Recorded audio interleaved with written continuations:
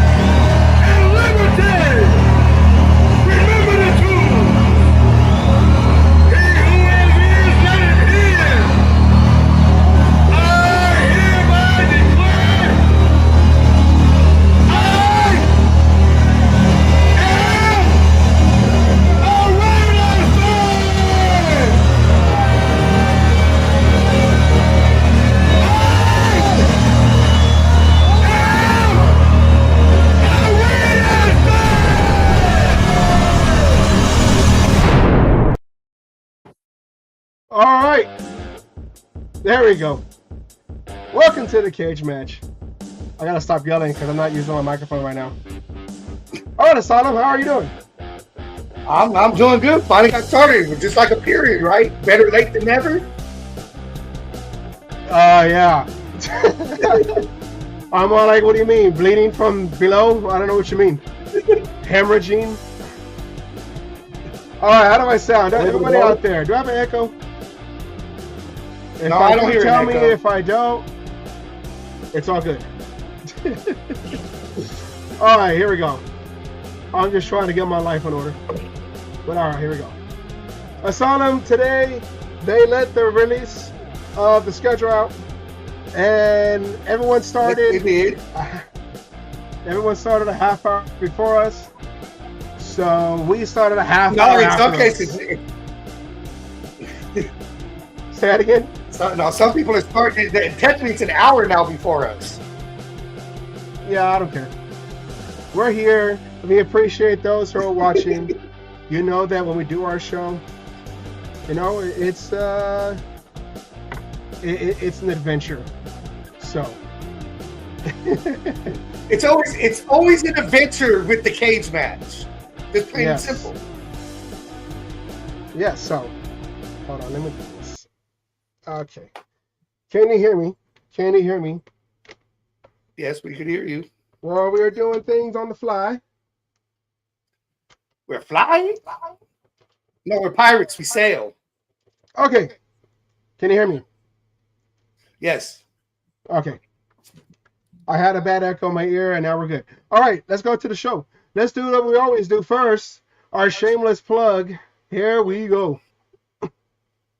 All right, everyone go to the YouTube channel, The Cage Match Show. Like, share, subscribe, give a thumbs up. Go ahead and hit that bell. That way you know anytime a video or meme or something that we put out drops. And if Roger Goodell wants to, whatever the hell it is he thinks he is and try to shut us down, you can catch us on Facebook on the Oakland Raiders Savage page or my page, Asylum. And we will let you know when to come back to YouTube to go because Roger Goodell cannot stop the cage match. And after the show, don't forget to go visit WGG. Browse their variety of different products. Maybe get this little bundle kit, the starter kit right there with the shaker and everything. When you're checking out, put cage match, one word, in the discount code to get 10% off your entire order. And like we always say, when you think of dubs, that's not it. When you think of wins, you think of dubs. When you think of dubs, think of Dubby. Get that energy like Max Crosby. 10% off your whole order in the discount code Cage Match, CAGEMATCH. Make sure you go there. Helps us out. And also shouts out to the Copa Fabian. Go to his website, www.rn4lifer.com. That is RaiderNationForLifer.com. He helped make our merch. If you want merch, we'll show our email at the end of the show. We'll give you, we got lanyards, we have koozies, and we have shot glasses. He helped us to make a lot of that stuff. And like I always say, I always wear hats for the man himself. So make sure you go there, check it out. He has great stuff. And also shouts out to Raiderman, Raiderman19.com. Go there, check it out. He's about to start his new season of his podcast. So make sure you go there to Raiderman from Richmond podcast. Check that out. And then the one thing that we want to do is we want to make sure we try to get him to the torch up there in the Legion Stadium with 65,000 Raider fans that Pete Carroll promised. And with those back windows open to hear the whole strip in Las Vegas, hear the Oakland Mystique over there. Windows. The windows in the back. And he yells for everyone to hear. I am a Raider fan. All right. Here we go, Asylum. I think it's time to... Huh? We're going somewhere? Do I got to pack my bags? I forgot to pack my bags. We're going to start this season up. And we're going to do it. Hold on, let me go here. All right. So let's just get right to it, okay? You ready? Let's get to it. Let's get to it. Let's come off the screen.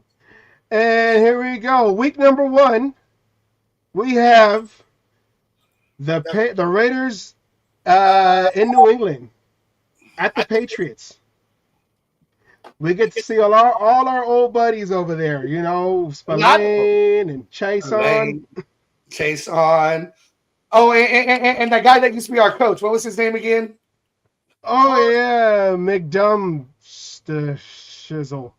Anna knows. She's got the name. McShit or some shit like that. McDummy. McDumdum, McFired, my sister called There we go. McShit nuts. She changed it again. All right. Let's go. Week 1. Right there. Okay. Let's get ourselves on the screen again. We're doing everything right here. Okay. We start off on the road. What happened to the thing? Chat panel. What happened? Whoa. Hey, we're back. Oh, nothing. All right, Asylum. We start off on the road in New England. On the road. Forget about what happens in the back because, trying to update everything. They gotta put the schedule out at the same time. We're supposed to start. We're supposed to start. So there we go. I fixed it. All right.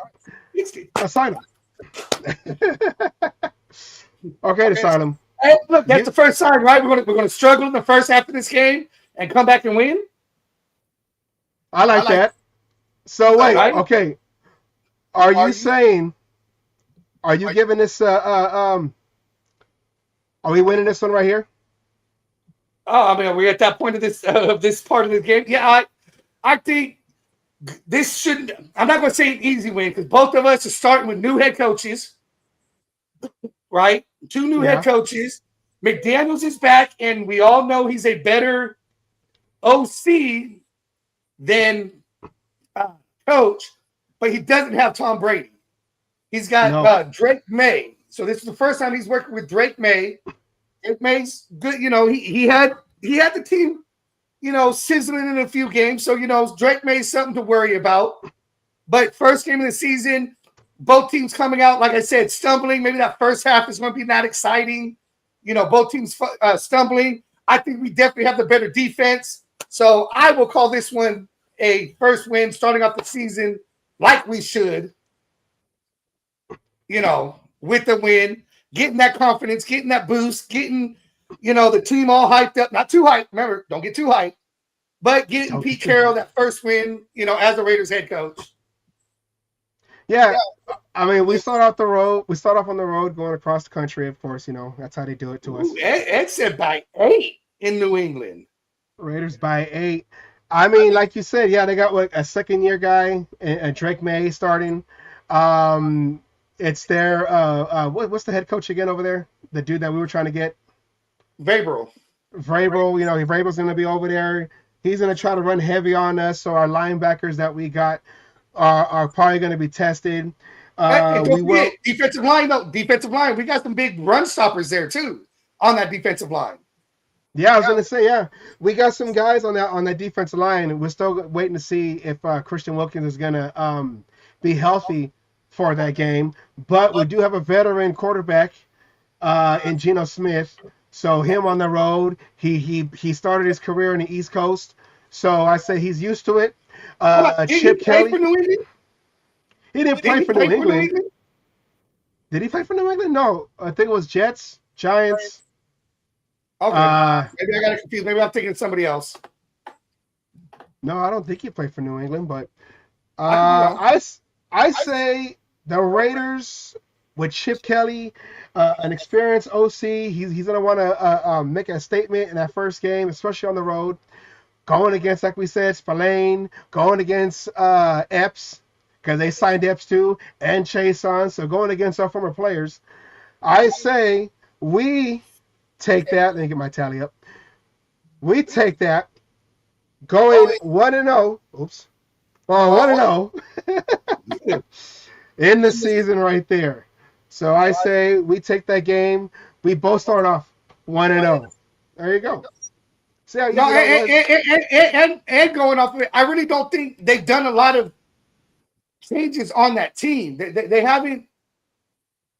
It's not Vrabel's team yet. You know what I mean? So yeah, that's another thing. He's playing with a lot of last year's and last coaches' players, and I think that's just going to be in our, in our favor. Yes. So all right. On to the next one. Let's do this. Da-da-da-da. Come back over here. All right. Next one. Oh wait, which one am I at? There we go. Boom.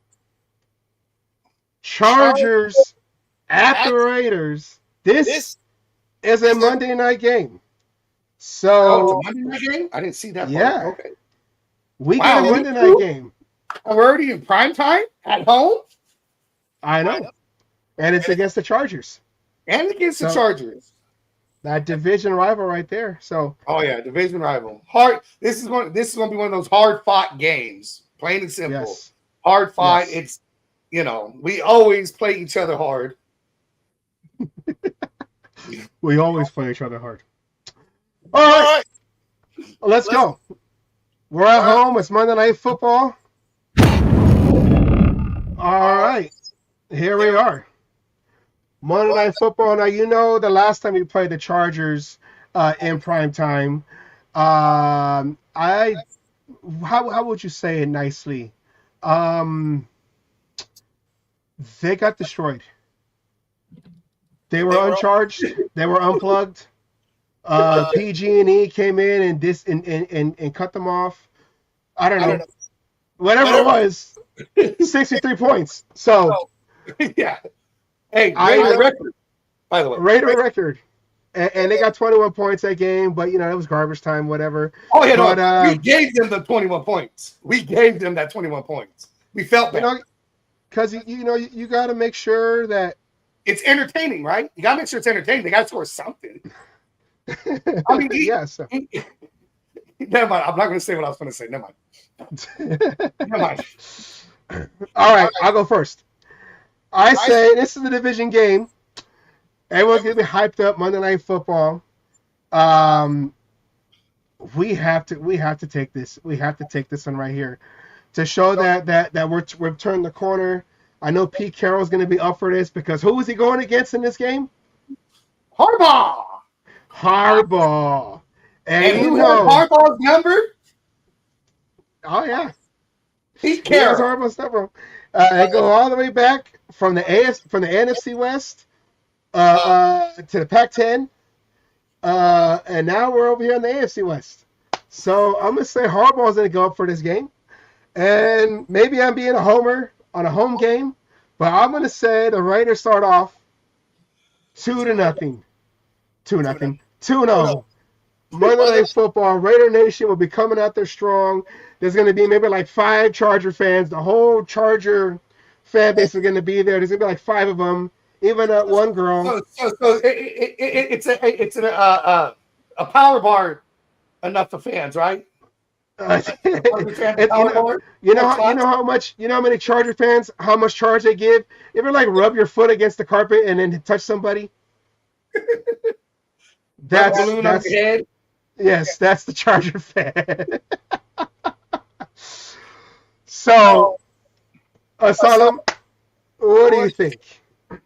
Okay, well, I agree. Monday night, prime time, we destroyed them the last time we played prime time, and we don't have to go to destroying them, but because we're at home on Monday night, I think, Pete Carroll's got everything going. Bugs are starting to get worked out. Chip Kelly's offense is that what is it? When the train starts, right? It's slow, right?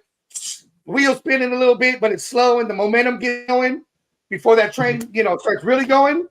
So This is that game where that momentum is really starting, right? This is where everything's going, and I think we're trying to get to full speed. And I agree. I think we win this because we're at home. This is in Allegiant Stadium, so we turn around and start the season off the right way. Then you're going to hear all that talk from everybody else. Oh my God, look at the Raiders.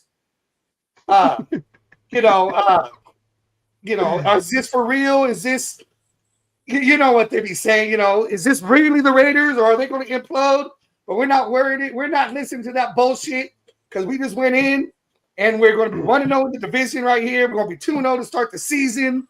We're going to be talked about as one of the undefeated teams to start the season because we just took down the Patriots. And then we're going to come in and Harbaugh's going to get, he thinks he's in it. And then that left hook from Carroll's going to come in and just lay him on his ass. That left hook from Carroll. I mean, just like I said, the Pete Carroll with Harbaugh, that rivalry alone, you had the picture when the coaches, they had the coach picture, whatever, at the meeting, and you had Pete Carroll right between the two Harbaugh brothers, like he was that stepchild. Like, hey, what's up, guys? Just like just right in between. So it's going to be a big game. Both teams are going to be up for it, but I do believe that the Raiders should edge this out, and Raider Nation should be coming out strong for that one. Ed has it 2-0 too. He has this one 31-27. See, I don't feel so delusional now because other people believe the same thing, that we should come out strong in this game. Hey, but you got to take Ed with a grain of salt, though. I mean, come on, he's we're long-winded, and we just need to give him an answer. He ain't got time for this shit. Well, all right then. Let's go. I'm gonna my next answer is extra long, just for you, Ed. Extra long. All right. Let's go to the next game.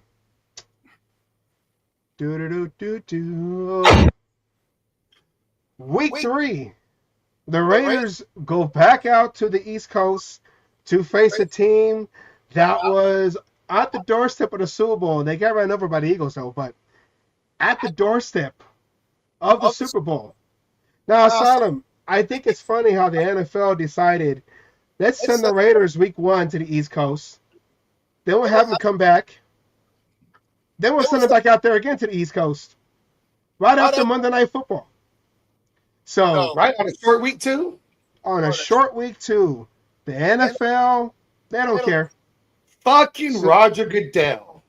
Roger. Yeah, Roger Goodell.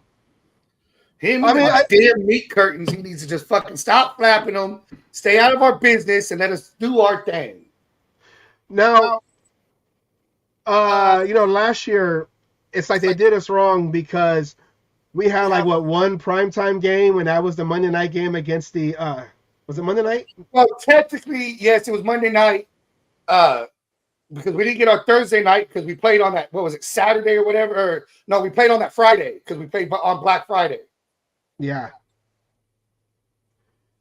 So, I guess that one. I mean, it was an afternoon game, that one. It was a featured game, but we really had that Monday night game when we played against the Falcons in that horrible game. And then now we start off this season, like I said, East Coast, West Coast, East Coast.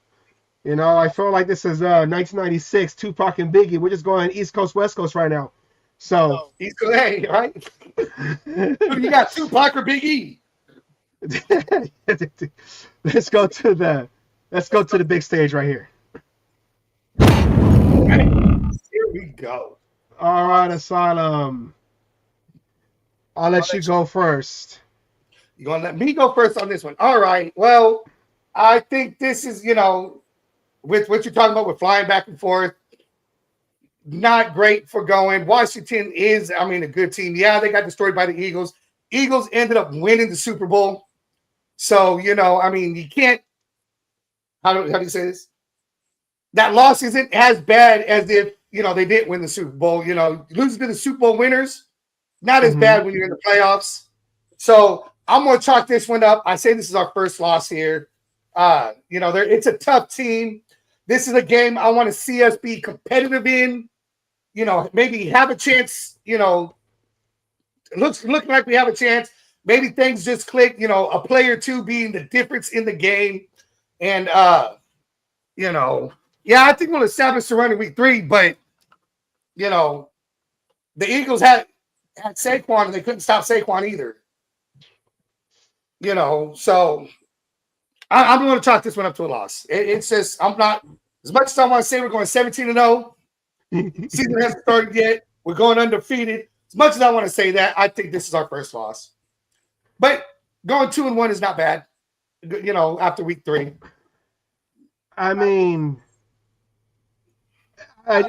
the back and forth, because I noticed that looking at the schedule, and we're all now looking at the schedule for the first time, so we didn't really get a chance to really kind of look at it. And okay, so I'm gonna go. This is all off of first reaction, and I don't know, just the back and forth. I'm gonna have to agree with you on this one too. That this is probably gonna be their first loss, just from the traveling alone, and and the Commanders. They're a good team. They got deep. Maybe the quarterback in the second year, maybe he's in a slump, kind of like a dude from the Texans. So, but I don't know. I think the travel gets to the Raiders. I'm gonna say this is their first loss too. 2-1 is not bad. 2-1 is not bad to start the season. At least we're above 500. And we're starting off strong. But I just think the traveling back and forth is going to be tiring. I never seen that before. And you said it. You're coming off a short week. Yeah. Right? You're coming off that Monday. Probably, usually they have that Tuesday off. Now you don't have all that shit. And you got to travel and go. The short week doesn't help with this travel either. Yeah. Yeah, so, I don't know. Like you said, I want to say they're going to start off and it's going to be a 3-0 and they could, but I don't know. I just think that's with the traveling, it's too much. So, 2-1. So I agree. right. I agree. I think you got you. I didn't even think about that until you said it. So, I kind of, when I saw this, was thinking it was a loss anyways. But when you added that travel, to back and forth and then the short week, I just think it's, the players going to be tired. They're going to be sore. It's just one of those ones. as much as we want that perfect season, as much as we want to be sitting there with the Dolphins so they can't crack that bottle of fucking champagne and say, fuck you guys, I just think it's if they win, it's going to be a fucking awesome win and go. And a lot of people, there's going to be a lot of talk, but I just think it's going to be a tough fucking game. And, that would be a complete team effort to win. Crack the champagne at week 3. Little premature there. All right.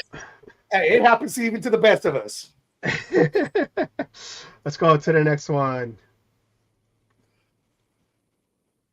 Bears come to the Allegiant Stadium to face the Raiders in week 4. Like I said, we're going back and forth, but at least we're coming back to Vegas. We're going against the Bears. You know what? I'm looking at the schedule right now. They really screwed us over. Anyways, we're gonna go. We'll go. Okay. Sorry. Week 4, the Bears. All right, the Bears. The Bears, and now we're going against another second-year guy, and was it Caleb Williams? Caleb Williams. So let's see. Let's go to the big board right here. The big board. All right. You like that with the helmets crashing in the back? You see how we got our screens going right now? This is what we do at the cage match. This is why we take a long time to start. All right. Solemn, is it my turn? Or is it your turn? It's my turn. It's my turn. Oh, wait. What'd you do? You broke it. There we go. Oh, Bears. Yeah, we're back. I did. The Chargers, the Chargers still, the residue of the Chargers is still around. That's what it is. Oh, you got the Chargers, and there you go. All right. I say, I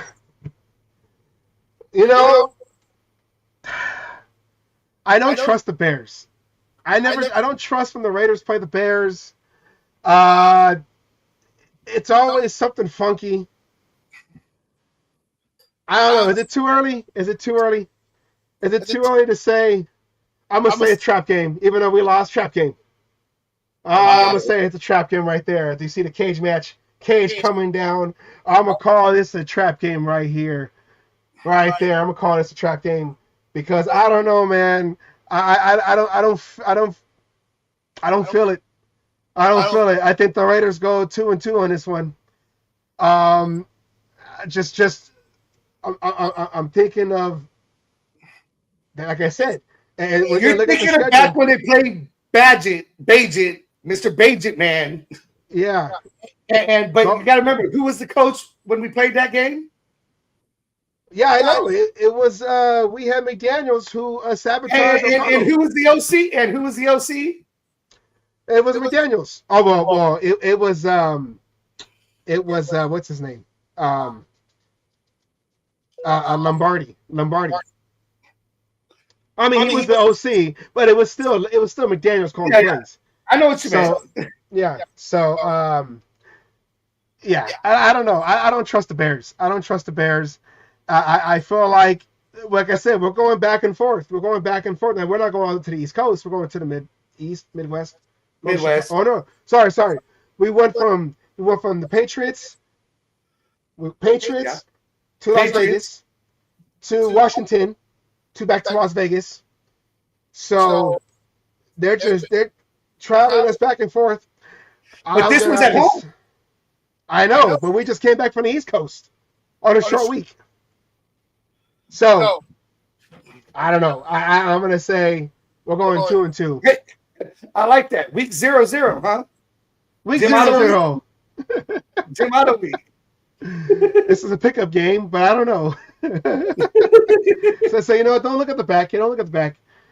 The schedule had to come out at the same time the show started, and we're trying to update everything. And it was like, you know what? We gotta go live because everyone's waiting for the cage match to start. So it is what it is. So hey, you know what? Just tie it together, okay? It's week 1. I'm sorry. This is week 4. Week 4. So, Asylum, what do you think? Okay, I don't think it's a trap game. I think we're at home which it is going. I'm not too worried about Caleb Williams yet. It's not the Badgett. It's not fucking McDaniels. It's not the same, setup going and everything. I think this one, again, we lost the other one as the close game. I think we win this one as a close game. You say we win this one? I think we win this one. This is that one that, it's that revenge for the McDaniels game. They put in Badgett, and we got beat by a rookie. That ain't happening again. This defense ain't going to let Caleb Williams fucking come in and do whatever. They lost their top fucking wide receiver. Caleb Williams didn't look spectacular last year. If he ends up in a sophomore slump, that's even better. I think it's not one that, comes down and it can go either way, then gets into the fourth quarter, and it's like bam, bam, an interception, a fumble, turns the game around in our favor. We march down the field, get the points up there, and then now we're playing defense to win the game, and Max Crosby's not in week 4 going to let this team lose because of the defense failing.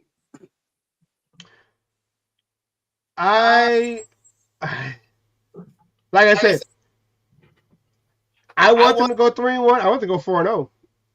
But I just feel like the NFL, even though it's like our home games are against a bunch of lower tier teams from last year. Our away games, we're playing playoff teams, but we're bouncing back and forth, back and forth, back and forth. And I guess that's what happens when you're playing the East, right? The NFC East. And then we got the AFC South. So, but then they got to go in back to back. So, I don't know. I just say it's 2-2, and it is what it is. It's what you believe. You said it's a trap game, and I can see that. I can see where you're coming from. I should say everyone thinking it's going to be an easy win, like we did last time, and it ends up going. I just think we have better personnel. We got Brock Bowers. When I'm hearing about that new receiver, Jack Bex, however you say it. Well, Brincy, we got to hear the announcers to be able to get it right. There's the possibility of things going. Ashton Genty should be able to, be rolling at this point. I just think, like I said, it's one of those ones where we're going to control the clock with the run game here. Yeah. Like I said, I want it. I want the win. I want the win, but I don't know. The Bears, I don't trust the Bears. I don't trust when the Raiders play the Bears. I mean, it's always like off and on with the Raiders and the Bears. I don't know why it's the Bears. I don't know why. But I'm thinking 2-2. So let's go to the next one.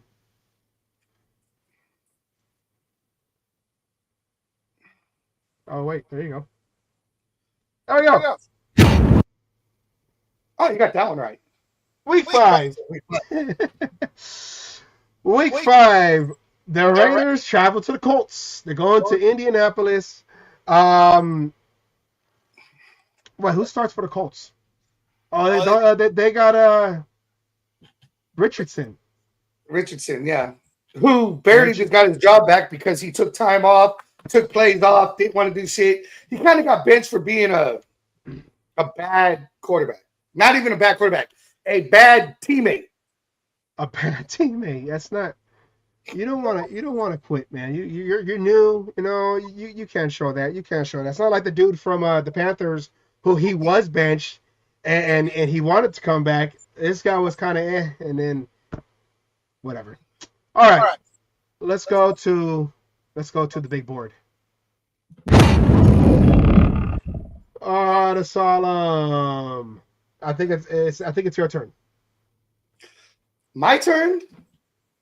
Yes, because I said the Bears and I said the Raiders going to lose, but then you finished, so now it's your turn. to say what you feel about. Okay, well, I mean, Anthony Richardson, you know, a mobile quarterback. I think that's going to be our biggest problem. Their running back has a problem staying healthy, so we don't even know if he'll be starting in week 5 because we just don't know if he's going to be healthy. This one, I think we could squeak it out. Borderline trap game, but I think we squeak out the win. Trap? You're not going to play the video? No, I'm not. No, it's not a trap game. Borderline, but like I said, I think we squeak out the win, so that's what makes it not a trap game. He said it has potential to be a trap, but I'm going to say it's not a trap. You know what? Okay. I can play half the video and then fucking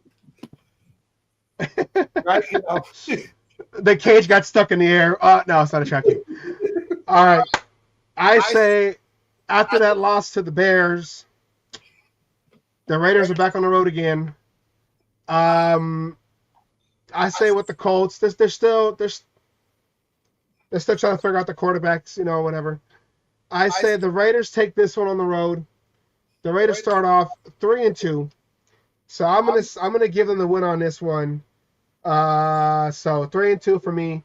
I just think that the Raiders, they should be built better. They have a better coach that knows how to make adjustments. I'm talking about like Pete Carroll, and then also with Chip Kelly. You know, if it was the offense that couldn't get going against the Bears, for me having them at that be a loss. I say the Raiders figure it out. Veteran coaches, they get this team going, and we go week 5. We finish week 5 3-2. 3-2. That's my prediction. Okay. 3-2. You know, but like I said, I'm looking at this schedule and I'm saying like the back and forth. We don't even have like 2 games. By week 5, they're getting used to this back and forth though. By week 5, they're used to it. I guess, yeah. You know, play a game on a plane. Play a game on a plane. Play a game on a plane. East Coast, West Coast. East Coast, West Coast. Midwest. Well, look it. I'm gonna show you. I'm gonna show you how they did us wrong. Okay. Hold on, I'm trying to figure out my mouse. All right, let's go to the next game. Take yourself off. Next game, we are at week 6. Here we go, week 6. Week 6. The Raiders come back home, and they play against the Titans. They just got their new quarterback, Cam Ward, number 1 overall pick. Most likely he should be starting unless they go out there with Will Levis.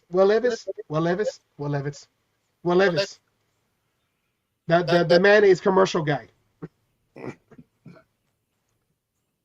The Raiders come home. Asylum, what do you think about this game? It's your turn. It's not my turn. Was it? I just went first. Oh, yeah, it is my turn. It is my turn. Whatever. Whatever. All right. Here we go. There we go. It's my turn. Okay. The Titans. Back home. This is our 3rd game back home. I don't know what it is, man. And I'm not trying to be a hater or nothing. I don't know, man. I'm feeling 500 right now. I don't know.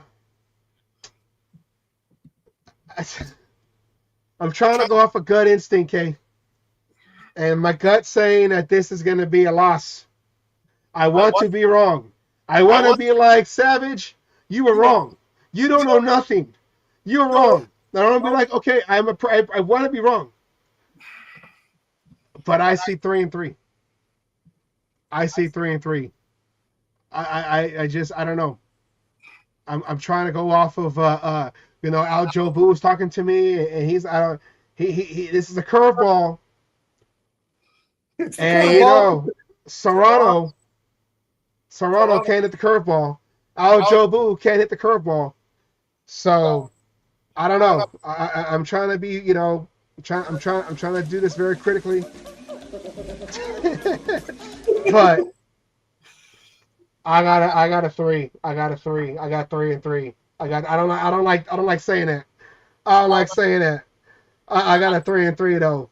I don't know. Prove me wrong. Prove me wrong. Your turn. I turned. All right. Well, this is what I think. The trap game is on. I think this one could be that trap game that you thought I was going to have earlier.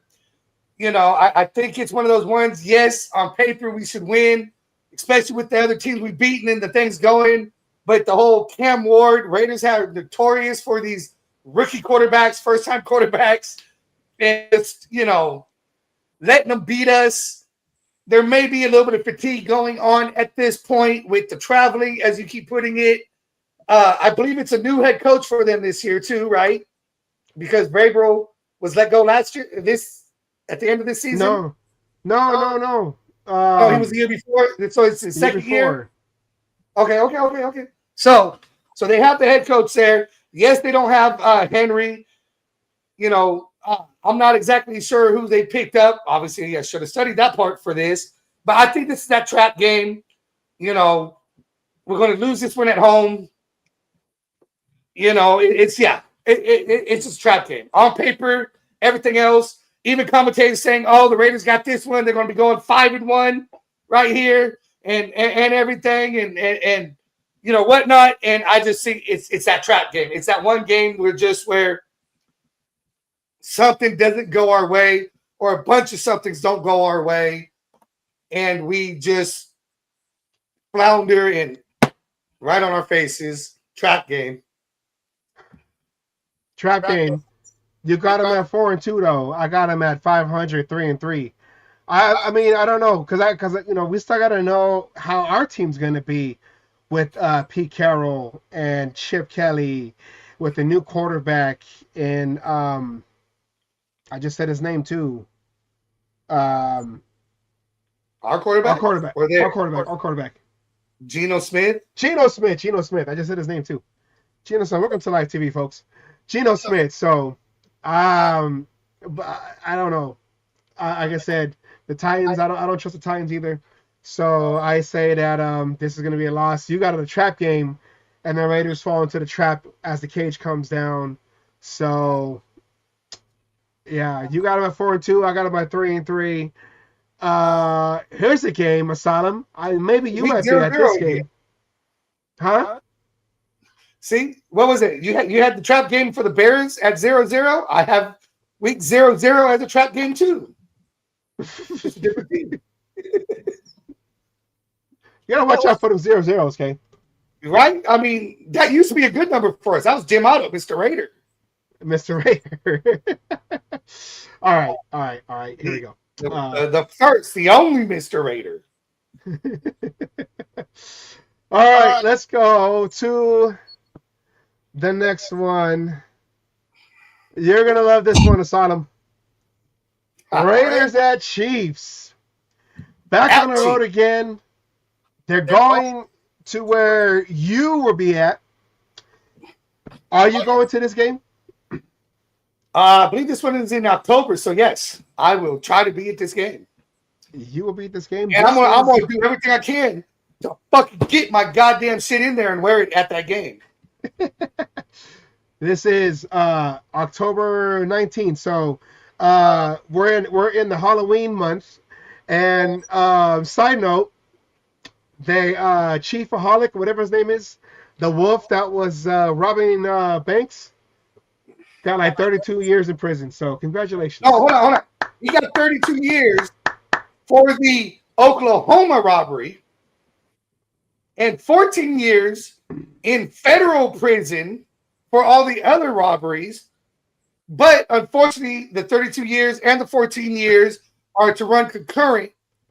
So once he's done with his federal stint of 13 years, he will have to go to Oklahoma and spend another 14. So yes, he has a total of 32 years of prison time. And to come to find out he did it all to fund his super fan shit. He was robbing banks to be on social media, to do all this shit, and continue being the chiefaholic. The chiefaholic, stupid. And you know, and they had that documentary. Bless you. Sorry, I must be allergic to BS. Bless you. They had that documentary, you know. You thought it was gonna. I didn't watch it. I mean, it's stupid that they went and trying to glorify this guy, but Right. they had that documentary trying to put out on Prime, and they were trying to go and advertise it during the Chiefs game when the Raiders went to play the Chiefs on Black Friday. They were trying to advertise that stupid thing. Well, you know what? Yeah, do what you gotta do, and then go and hang out with your homeboy, Chief. And the funny thing, they call Raiders fans thugs and jailbirds and all this other bullshit, but yet fucking and it says it best. I hope he does. I hope he does. Numerous occasions. He might drop it on purpose. You never know. He is a Queefs fan. That'll be a new term for gaping hole up the middle. Oh. Aha. All right. Oh, I guess I don't have that going. Oh, whatever. I don't have my laugh track going. All right, Asylum. Now it's your turn. Fitting. Oh, see, even numbers to you. No, it's not. It's an odd number. I hit the wrong button. Hold on. Let's go back. Where'd it go? I can't talk unless the screen's up. Let's go back. There we go. All right, Asylum. We just wanted to see the helmets crash again. Let's go back. Okay, Asylum. It's your turn. Okay. This is a tough one. I'm going to be there. Now, I was there for the win on Christmas. I wasn't there because of Black Friday, but I'm going to be there for this game. I think it's going to be a tough game. It's October, so it ain't cold. Everything going. Oh, this is tough. This is tough. This is tough. But I'm going to fucking say it. I think, you know, in the end, Chiefs. Chiefs at home. They're going to win this game. What? What? You got the Chiefs beating the Raiders where you live out there? The Asylum Magic seat? As much as I hate to say it, as much as I hate to say it, you still can't take away from what the Chiefs do and have done, right? They beat us in Arrowhead on Black Friday. Hey, I'd love for them to be 5-2 right there. I would love for it to go. But Pete Carroll's getting his first taste of this Chiefs and everything. So, he's going to see what happens, what's going to go. And didn't say the Chiefs were going to sweep us, did I? No, this is just the first meeting. Well, I just think, Sorry, I didn't mean to cut you off, but... Wait, what did you say? I hope they prove me wrong, right? Yes. I saw that earlier. Vince said, the reign of Kermit is over. Over. We can still lose this game, and it's over. I can't have... Hey, I hope they prove me wrong on this game. I hope beyond hope they prove me wrong. I do. And I know that it's hard for you to say that, having to live in that area, having to hear all these Chiefs fans out there talking all this mess, especially after we beat them on that Christmas Eve, and we almost had them on Black Friday. Regardless of whatever happened, it was another game that was in the hands of the referees. We just call them the Cheferees. Okay, the Cheferees. That's what I'm gonna call them, the Cheferees, because they play for the Chiefs. It says the chefs on the end zone. Chefs runs with refs. The Cheferees. But you know what? I'm gonna say that the Raiders come out strong. They're going to get fired up. They're going to be at KC. Max Crosby versus Kermit the Frog. You know that rivalry right then and there, ever since that quarterback episode. I'm here. Sorry. I'll do it. I'm going to say the Raiders bounce back after losing and going 3-3 to the Titans. They go into KC. They're fired up. They know it's a division game. They can't let this one go, especially against the Chiefs. You got to put them on the ropes early. I'm going to say the Raiders take this one. It's 3-4 the Raiders. I don't know where the Chiefs are going to be at, but I'm going to say the Raiders are going to be right there. If not tied with first with them, they're right there at the tails. And this one right here, for the most part, gives the Raiders that tiebreaker. So, I got the fan going into my microphone. That's what I believe. Raiders prevail. I'm not going to say they're going to run over them. That they're gonna. I want them to destroy them. I want it to be like when we with that game against them against Christmas, where they were throwing all over the place, and Patrick Mahomes throwing interceptions for pick sixes and fat man touchdown. I love me a fat man touchdown. Why? Because then you get a fat man dance. Hey, you know what? Mufasa, he's on. You and Mufasa are probably the same thinking. Like, okay, I'll give you round one, but I'm taking the closing round. So, you know. But I say this is the game where the Raiders. They're gonna come. They're gonna come at this game. They're gonna come at this game, especially for me. I have them going 2 in a row. Right? They're just gonna come in that first round, just punch them in the mouth in the first round, and just show them what they're made of. Yes. So, 4-3. You got them at 4-3.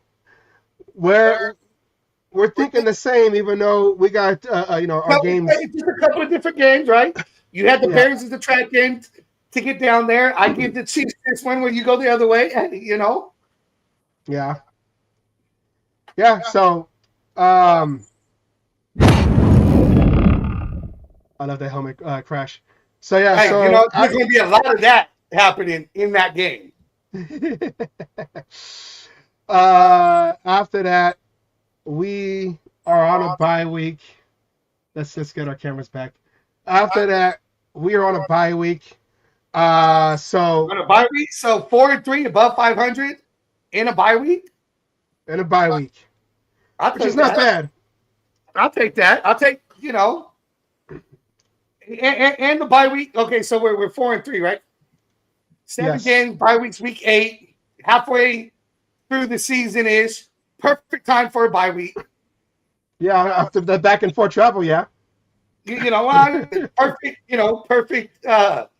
time, for that bye week coming in, resting them up, especially, in your case, coming off of a big win. My case, saying that they, coming off that loss, just, getting everything back together, getting back healthy, everything else like that. I think this bye week, usually we get screwed.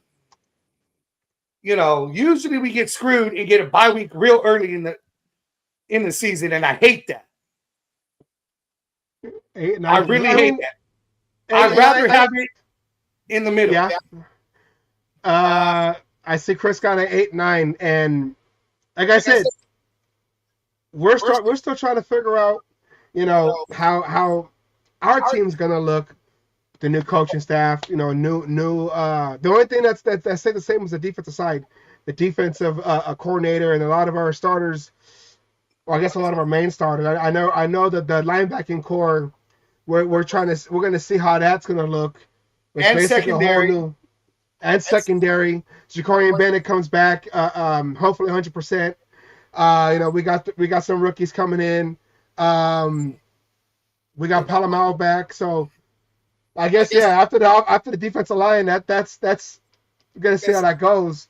But with Patrick Graham and keeping that same defensive philosophy, hopefully it's a smoother transition than having a whole new defense coordinator like we thought we were gonna do coming into the season. So we'll see how Pete Carroll. We're still trying to figure out how Pete Carroll, has his team going. What kind of offense is Chip Kelly gonna want to? We got Genty, Brock Bowers, like you said, coming back off of that big season. So we'll see how he uses these players. With the new quarterback Geno Smith, Beck, yeah, but the new quarterback, I think Geno Smith on the offense is the biggest variable. Yeah. You know, So Denti, you kind of go if he could be the back he was in college, you know, just be that guy. You know, that's going to be solid there. And then after Geno Smith, it's really that offensive line. Again, we haven't made many moves. We haven't done a lot there. We've talked in nauseum between you and me, adding Miss Peggy in on the comments and everything, or on the show going. I know we know Peggy kind of is suspect about everything and wondering what the fuck's going on. And we've talked about it, talking about obviously this regime likes what they've seen out of the guys we got. We just don't know what order they're going to be playing in. Mm-hmm. We don't know who's playing what yet. And that's what we have to wait to see. So, I mean, to me on that offense, we know what you got with Jacoby. You know what you got with Michael. You know what you got with Brock. You know, we got a couple of rookies. I've been seeing a lot of good things about that. What is it, Merlot? That rookie quarterback being switched over to wide receiver. They're saying great things about him so far in that wide receiver position. So he might be that guy to, you know, take over for well, I hate to say it because I think Tucker is our speedster, but he might be the guy to take over for Tucker. Besh. I think, you know, I was just reading an article. I forget who wrote it. I wish I could remember so I could give them the credit. But they were talking about wide receivers who outperform where they were drafted. He was number 2 on that list. That he's going to outperform that second round pick, you know, where he got took. So again, it's one of those, you know, one of those things where if he can come in and be that guy and do what needs to be done in the middle of the field and go, and Geno, the offensive line, giving him the time, and Geno being able to be as accurate as they keep saying he was and just doing what he needs to do in that Pete Carroll offense. Oh, I'm sorry, that Chip Kelly offense. You know, but we have to wait and see what happens. We have to see how well all this meshes. We have to see how well this offensive line is going to work together, what they're going to do to help each other. But we got to find out if it's zone blocking or fucking, you know, power blocking. We still don't even know that much. Yeah. And you know, I guess since, like you said, we're right in the middle of the season with our bye week, so we'll be able to tell, you know, what type of team this is. Meaning, like, is this a team that's going to go far into the playoffs, or is it a team that's still trying to, you know, with the new regime, build its blocks and you know, maybe just try to like get everybody developed, especially because we're gonna, like you said, we're gonna rely on some rookies. You might have some rookie starting offensive linemen going in there, you know, especially by this point of the season. Yeah, especially by this point of the season. And I can tell you this much, based off of what Demon King was saying in the last 2 times we had him on, just everything going and knowing Pete Carroll and Chip Kelly, you're going to be leaning on Ashton Genty. You know, a lot of weight's getting put on this rookie's shoulders, this running back shoulders, to be the guy in that position. Yeah. You're going to be leaning heavily on him. So, you know, if he can come out and not have that misstep and not stagger, you know, in everything and just be, you know, basically what he was in college, that's going to go a long way for this Raiders offense. Yeah. Do you, in this midway point, do you think, how do you say, who do you think would be our standout player on offense? Would it be Geno Smith, Genty? Does Brock Bowers continue his dominance from last year? Ooh, do you think, you know, like halfway through the season? Yeah, no, that's a tough one. I think the one that's going to be talked about the most, or I'm going to cheat a little bit here. Okay. I think what's going to be talked about the most is possibly that offensive line. Offensive line. Not the players per se, but as the unit, because that offensive line isn't working. Gino's not going to be able to do what he wants to do. Gentry's not going to be able to do what he wants to do. So they're going to talk about it's the same old Raider offensive line. We didn't make no changes. What did they expect? The big talk. Otherwise, if Gino's doing good, Gentry's doing good, it's going to be referenced back to this offensive line is working as a unit. Look at the improvement of this offensive line and how well they're keeping Gino upright, giving holes to Gentry. Even though I think my original thought while you were trying to ask the question was between Gino or Gentry. But then as we got to the end of that question, I think it comes down to the most talked, what's going to be talked about, the biggest standout on the offense is going to be talked about being the offensive line. Okay. Same question to you, though. Hold on, my girlfriend was telling me that I'm talking too loud. It's because I'm used to having the microphone on me, Right. and my other microphone is way over here. My wife says the same shit, and just get used to it. Just we're sorry, but so we do it for the show. She's saying that I guess my voice on the show sounds kind of deep, so I just saw that right now. But so can you still hear me? I'm gonna talk. I'm gonna talk like this is world news tonight. Okay, guys. I believe that the Raiders in this halfway through the season, you said offensive line. You like to take my answer on that one because I always say offensive line, but I'm gonna say I would say Gentry's carrying this team at this point. At this point, he's going to be the key to everything because Pete Carroll, he loves the run game. Chip Kelly is probably going to run this offense, with the running game. So I'm going to say that halfway through the season, Gentry, they're talking about offensive rookie of the year halfway through the season. This young man right here is putting on a campaign, everybody. Like Brock Bowers last year, generational talent. So I say Gentry is turning heads. And he was worth that number 6 overall pick that we got him. I'm going to say Gentry's going to be the one that Jimmy King and Peggy both agree with that statement right there. Yeah, and because Raiders, they always do good with their first round running backs. So I'm gonna say Gentry carries that torch after Marcus Allen, after Napoleon Kaufman, after McFadden, and then after Jacobs. After Josh Jacobs, Gentry carries that torch because, like how David says, the future is brightest, and the torch, you know what he says, the fire burns brightest. The future. The greatest of the Raiders in its future.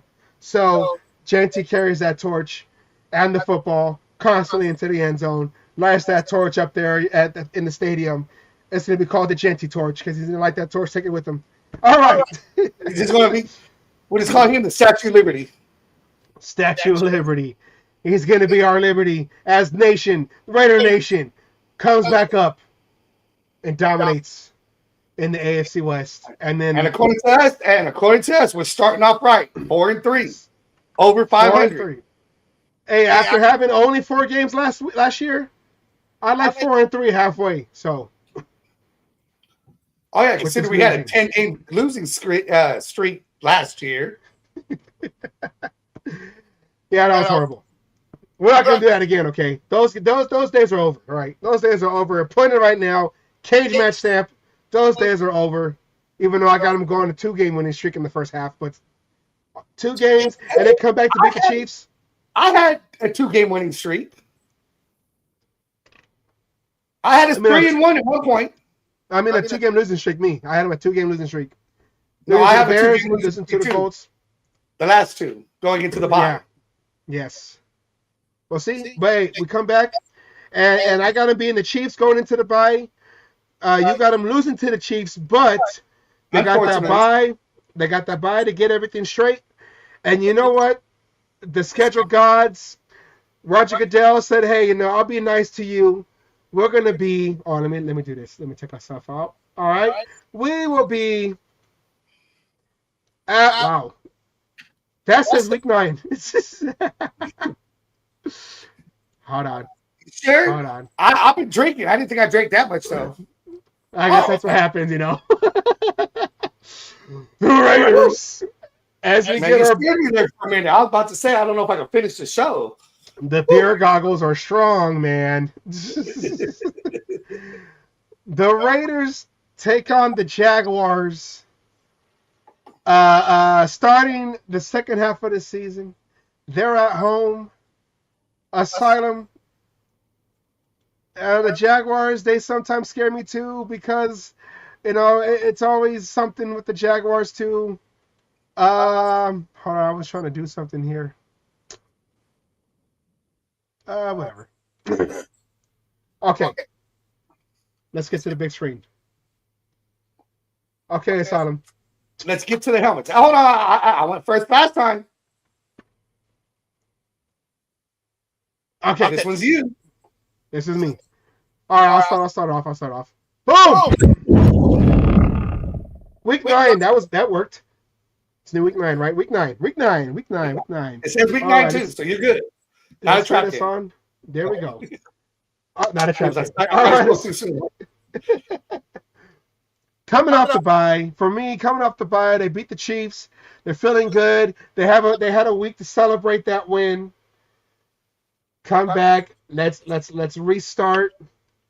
The Raiders come and play the Jaguars. Jaguars are like a wild card team. Not a wild card player, just like a wild card team, like in general. Like they're good and they're bad. The Raiders sometimes, but I didn't pick the Raiders to beat the Bears. Oh, and I got a trap game. Oh shit! Hold on. We'll do this for Anna. Let's do it for Anna. This is for Anna right here. This is Anna's. And I got a trap game on this one.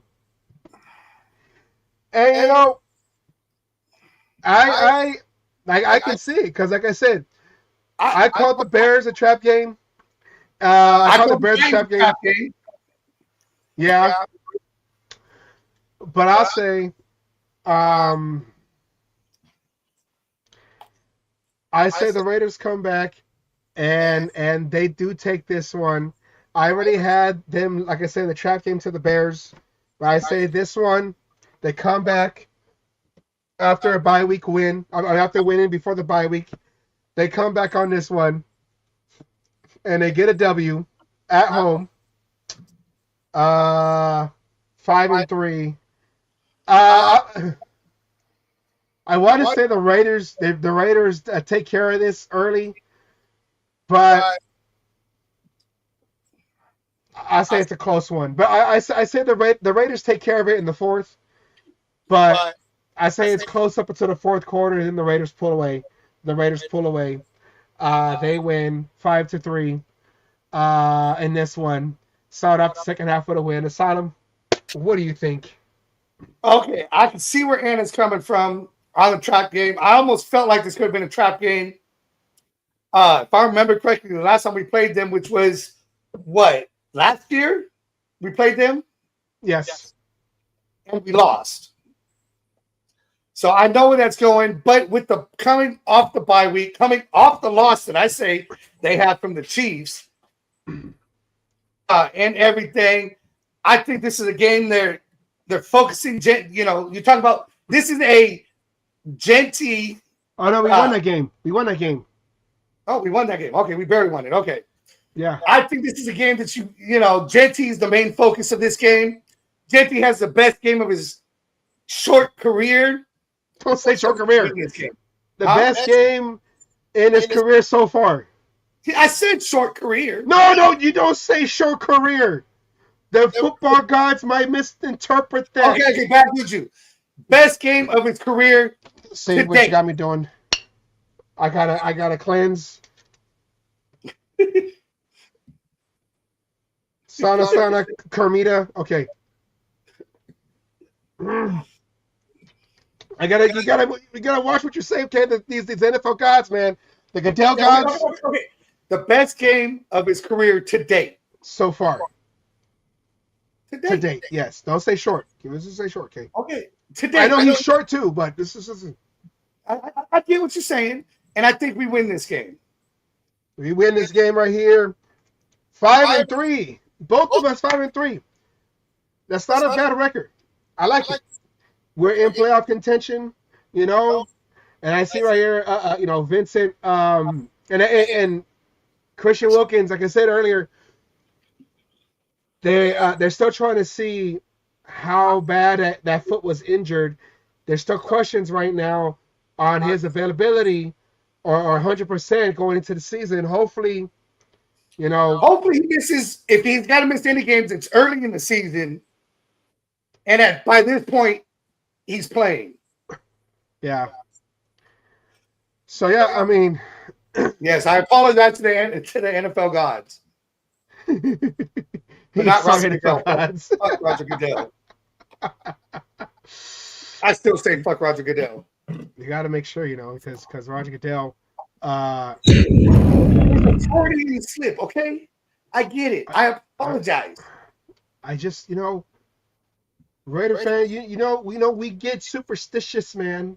I remember a long time ago during their 3-year run. I was like, what was that noise? During that 3-year run, I had my superstitions too. I couldn't, if I was in the play, like, you know, like when the Raiders, they said they're gonna play. They said they're playing the Broncos. They're playing the Broncos the next game.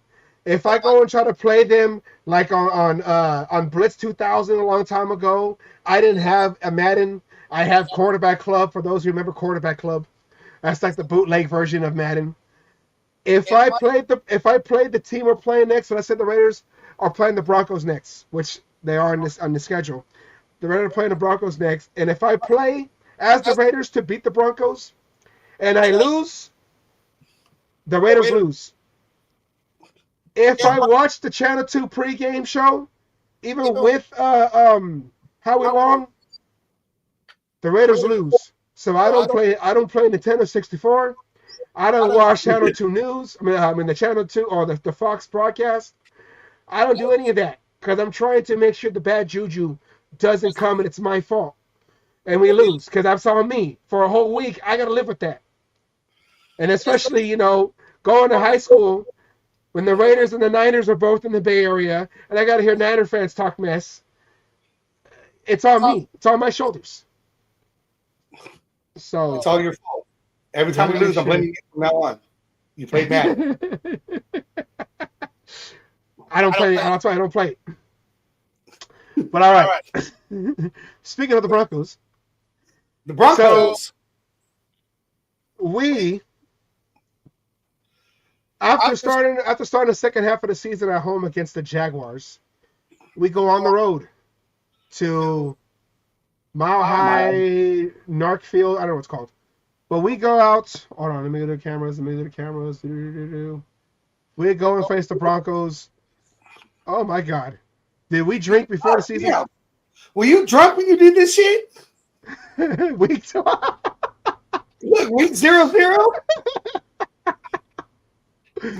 Oh yeah, welcome to live TV. Let's fix that right now. Man, it's week 10, guys. I have a drinking fucking problem. It's week 10, guys. All right, Asylum. We face another division rival, the Denver Broncos. You know, Bo Nix. I know you heard about Bo Nix a lot. Because I remember people in your job. When we do our production I got meetings. A Broncos fan. I work with a Broncos fan that think Bo Nix is the next fucking John Elway. The next ass water. Bo Nix.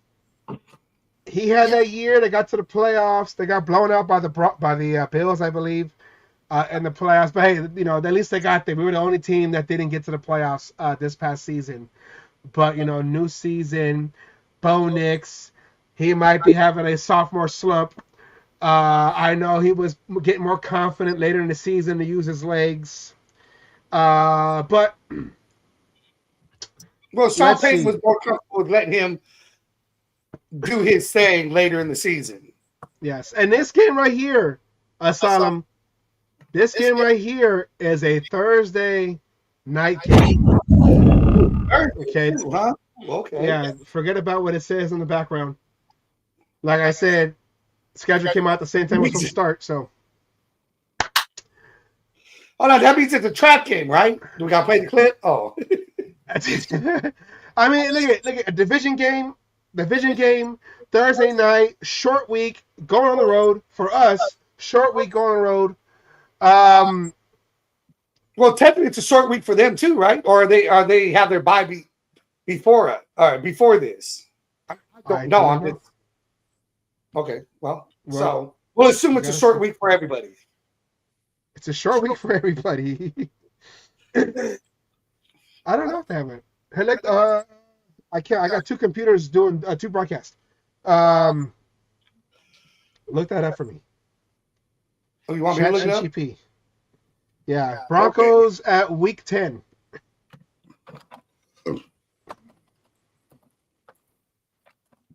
And I believe, who is it? Is it my turn? Is it your turn? I got the evens. I guess it's my turn. Yeah, I don't know. Just I'll go. pick this. I'll go. Okay, you go. I like that. No, I think it was your turn, but I'll go. All right. Yeah, because you made me search something, so. Okay, I'll go. I say I'm gonna go on I'm gonna homer on this one. I'm gonna say the Raiders come back. They beat the Jaguars. You know, they got that rest. They beat the Jaguars the week before at home. They go to Denver. They don't have a bye. It's a short week for them too. They got a week 12 bye.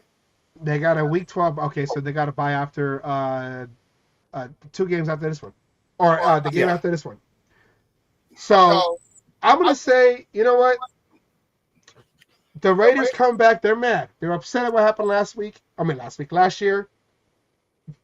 The way the offense played, that Minshew interception. They're upset. They're mad. The Raiders remember what happened last year. So they go and take this W. They take this win in Denver. They go 6-3. Bo Nix gets sacked 4 times in this game. 3 by Max Crosby. Because, you know, Max Crosby yells at him again. Scares Bo Nix. You know.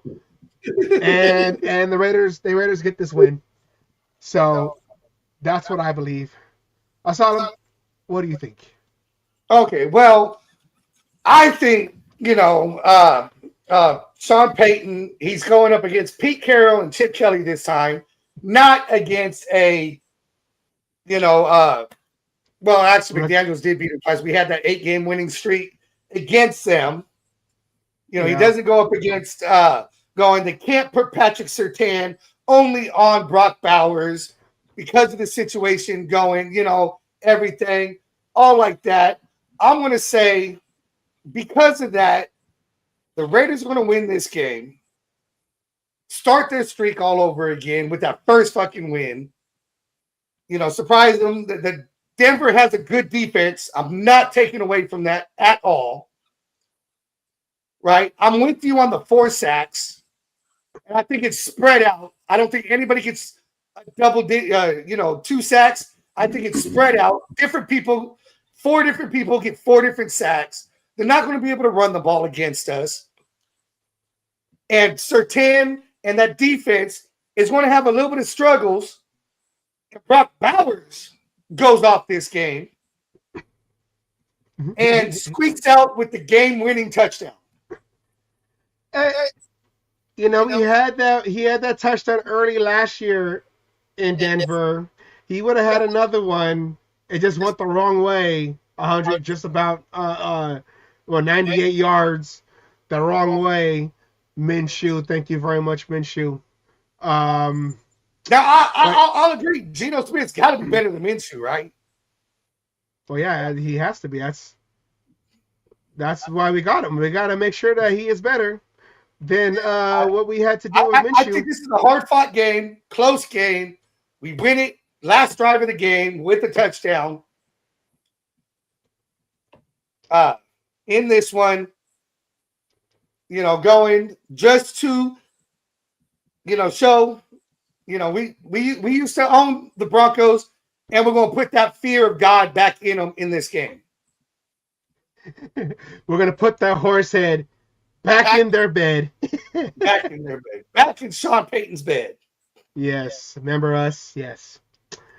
Yeah, I mean, I just think that the Raiders have to take this one. They got to make sure that they take care of the division. They got swept last year. Every team in the division, the Raiders lost to. So the Raiders got to make sure they take care of the division just to stay in any kind of playoff race. And I feel like they're going to be more prepared going into this game. So yeah, I got them winning this game 6-3. You got them 6-3.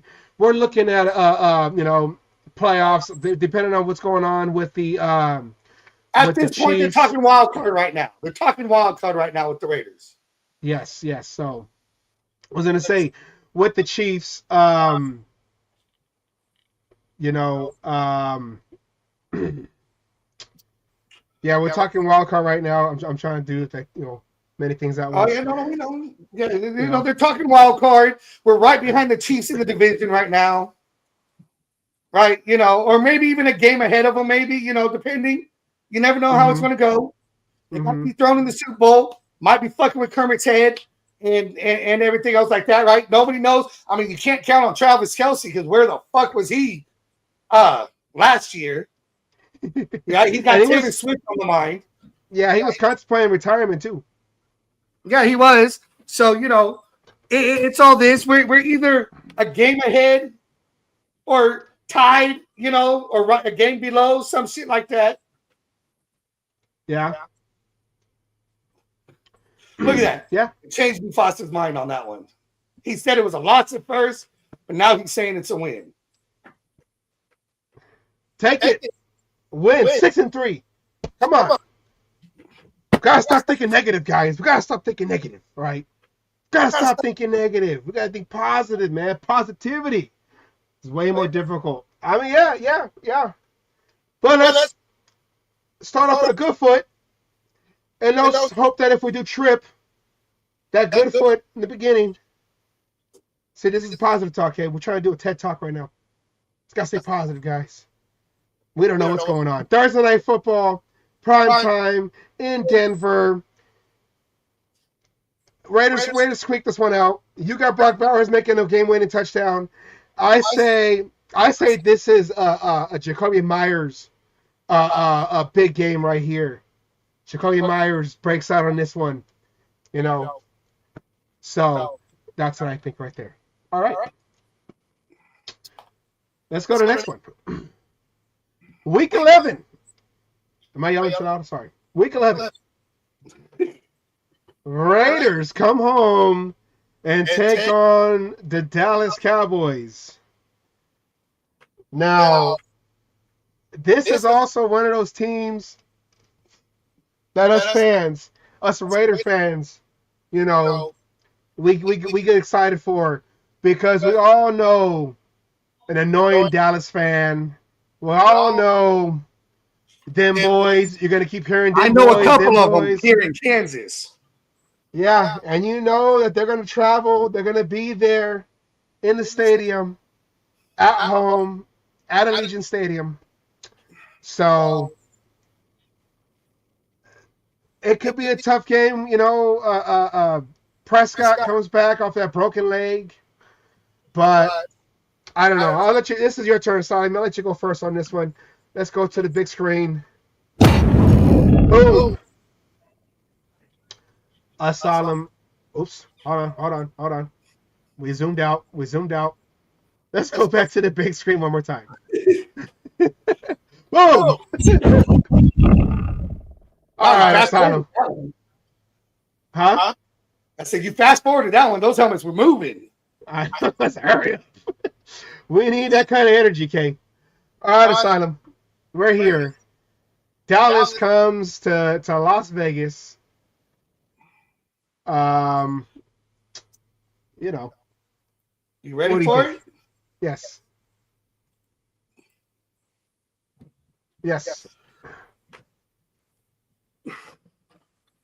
Oh, the trap game. I think this is one, and I'm not going to trap game because we're assuming Dak Prescott's going to be playing. Okay? We're assuming. Now, if it's, who's their backup? Trey Lance? No, they don't even have Trey Lance anymore, do they? Trey Lance is No, they gone, still yeah. have Trey Lance. No, he's gone. Whatever it is, whoever it is, I think this one's a trap game. I think this is that one that, just wrote another 2-game winning streak. You turn around, I know we're at home. Trust me, this is a game I do not want to lose because I got those annoying Dallas fans. And I got one motherfucker who's going to bet me this game. I already know he's going to bet me this game because he's looking forward to come. He comes to our watch parties, and I swear to God, some days you just want to punch him in the fucking mouth. And this is going to be that game I want to punch him in the fucking mouth. I think this is another trap game, that one where, you're kind of riding high, everything going. I know they have a new head coach this year, but yes, they do. Yes, they do. With Dak Prescott's, veteran, they still have players on both sides of the ball. I think this one's a trap game, and unfortunately, I have to put this one as a loss. A loss. I know. I get what you're saying. I'm gonna say it's barely. We're on the verge. No. Hit it again. Hit it again. I'll say it's a trap game too. Hit it again. I'll say the trap game too. It's one of those games where the Raiders might start off slow, and you're saying, "What's going on, man? We just went and beat the Broncos. We're riding high on a 2-game winning streak." And I say that the Raiders, it's a trap game. I say yes. But I say they come from behind, though. I don't know if that's me talking or wishful. If that's logic talking. Hold on. They come from behind to win, or they come from behind and make it close and still lose? I say that they give trap game vibes. The Raiders come off sluggish. They need a jump start, something. They're messing up early. Genty fumbles on the wrong side of the field. The negative side of the field, and the Broncos, the Cowboys, they take that for a score. So the Raiders, they go into halftime. They're down. We're at home. Like, come on, man, what are you guys doing out there? But I say the Raiders pick up speed. Pick up steam going into the fourth quarter, and start off looking like a trap game that they're gonna lose this game. But I say the Raiders, they prevail. They beat the trap. They beat the cage, and they go 7-3. 7-3. I don't have them beating the Bears. I didn't have them beating. Who else did I have them lose to? Huh? I forgot who else did I have them lose to. I don't know. For the Titans. I didn't have them beat the Bears. I didn't have them beat the Titans. But I say the Raiders find a way to beat the Cowboys starting off sluggish. The Raiders go 7-3. No, because I'm telling you that they're giving trap game. I'm over here. Where's the camera? I'm telling you that they're giving trap game vibes. You feel the trapness of it, but they prevail in the cage. So they get caught in the trap, but they gnaw their paw off and end up getting away with the win. Yes, they go like Undertaker and Mankind, and they go and fall off the throw them over, throw Mankind up to the mat. And there you go. Okay, Raiders prevail 7-3 in this one. I don't know. I just can't see them losing to the Cowboys. They took care of business on that Thanksgiving game in 2021. They took care of business in that Thanksgiving game the last time the Raiders played them. And I know it kind of started off iffy, but you saw like going into the third that the Raiders had, they took care of business on that one. Hey, that particular game turned one of our Cowboys fans that came to the watch party into a Raiders fan, to be honest. She was at that game and ended up, after that game, she said, fuck it, and became a Raiders fan after that Thanksgiving game. Hey, and the Raiders, I mean, the Raider fans took over AT&T Field in that game. So the Raiders had to bring that same energy because they know the Cowboys are going to want to get that revenge and try to flood the stadium with silver and blue. But we got to make sure that we come in silver and black and we send them back to Dallas black and blue. Oh, yeah, right there, brother. That's what we got to do. Like that. I came up with that right there, you know. So we do in the show. We just boom, boom, boom, boom, boom, boom. Boom, boom, boom, boom, boom. Okay. Boom, boom, boom, boom, boom, boom. Boom, boom, boom, boom, boom. All right. Raiders prevail. I got 7-3. You got 6-4. So, all right. Raiders. On to week one. I mean, week whatever we're on. Week 1, 2. Well, I don't know. It's week 0-0. It'll be fixed next week, okay, guys? You know. The NFL. Okay, hey. I could give Savage shit over this stuff. I know how hard it is and how hard he works. This guy knew. This guy knew that our show starts at 5 o'clock ish. 5 o'clock ish. Yes. And he said, "We're gonna go and give you the schedule at the same time as you guys. Now do survive." All right, yeah. Whatever. Fuck Roger Goodell. Yeah. Anyways, let's go to week 12. Week 12. Raiders come home and play the Browns again. Who's going to be the quarterback? I was just about to ask the same question. At this point, who's the quarterback? They got the old veteran. Is it Flacco? Is it Dylan Gabriel? Oh, you know who it won't be? Yeah, Achilles himself. Deshaun Watson. We're going to see because Deshaun Watson, he's trying to, I guess, heal on his own, you know, stop going to masseuse parlors. I don't know. Hey, look, he was heading in the right direction and then did something stupid, not even football related, and re-injured the fucking Achilles. Ooh. Hey, I don't know. What's more stupid? The fact that he got injured or the fact that the Browns guaranteed all that money and he hasn't even played a full, maybe altogether a full season. Maybe a full season altogether. But he's been injured. I'm going to choose answer number C, both. Answer number C, both. I mean, I don't know. This is the Browns. This is the Browns. They picked the quarterback in Gabriel, like you said, and then the next round they traded up to get Shador. I don't know. We'll see what happens. It was actually 50 picks later. The Browns are gonna brown. Hey, the Browns are browning. The Browns are browning. The Browns are gonna brown.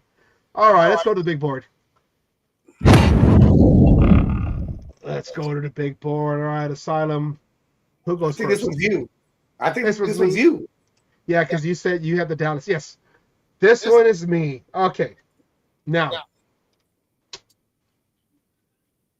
We beat him close. It was a close game. We beat him. It was close. Amari Cooper last year had some key drops and some key off his hands into the air interception. It was a close game. The defense closed that game out. It was a close game. That was Snowden's Max Crosby. Without Max Crosby. I believe that was Snowden's game. Not Chase on, it was Snowden's game. I believe you're right. Snowden got re-signed. We didn't get Chase on back, but Snowden got re-signed. So, you know what? I'm going to say, this is not a trap game. These games are weird. But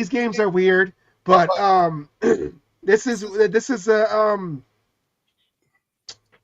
oh wait, I forgot to say though, that Monday night game, I'm sorry, that Dallas game was a Monday night game. It's a primetime game. That might have changed my mind. I'm sorry, I just looked, we got okay.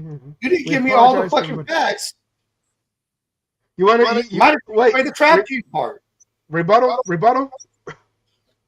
No, I still think it's a trap game. Monday Night Raw trap game. The cage match on the game. All right. Let's see. I say with this one.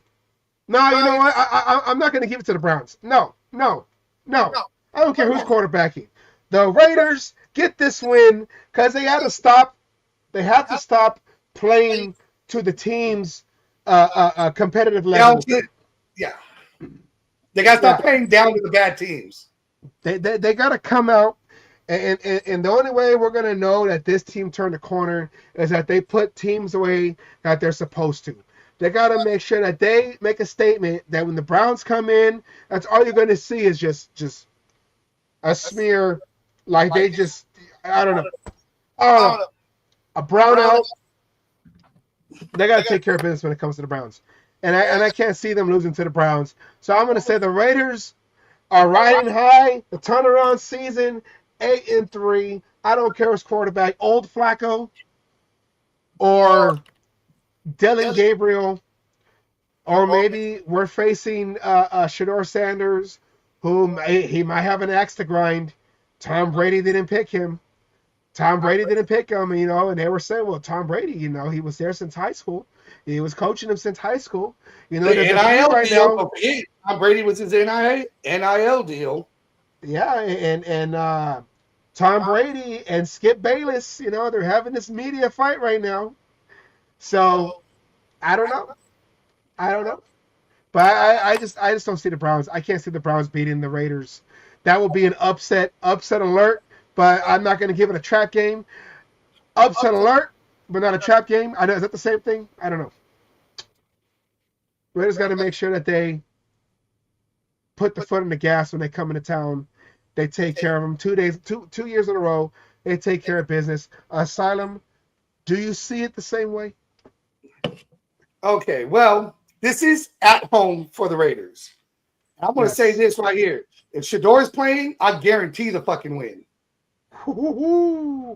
If Shador is playing, okay?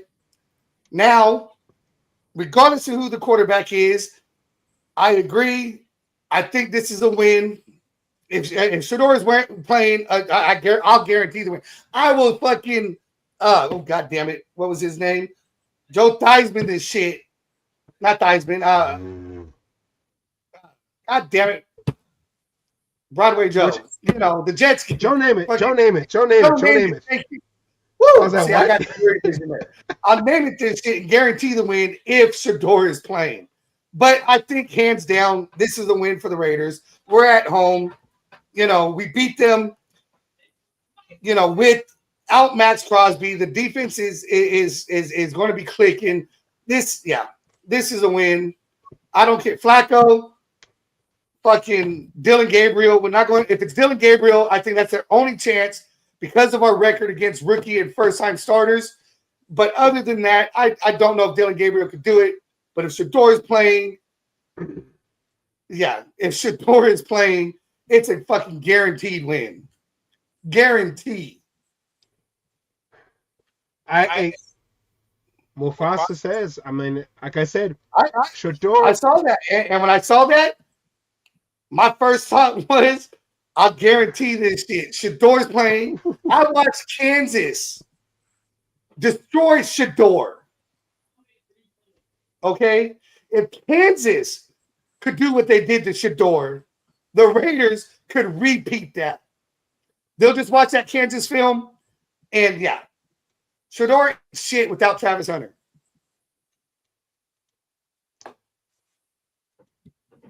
You don't think he's gonna have one of those y'all didn't pick me, so I'm gonna show you. What you missed out. Against the Raiders, it's gonna be y'all didn't pick me, and this is why.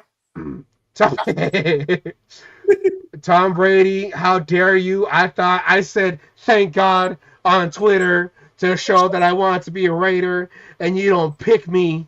This is like that remember in the movie Incredibles when there's that little boy and his idol was Mr. Incredible, and he wanted to be he wanted to be an Incredible, and he said no. He wanted to be the so sidekick. He got all mad.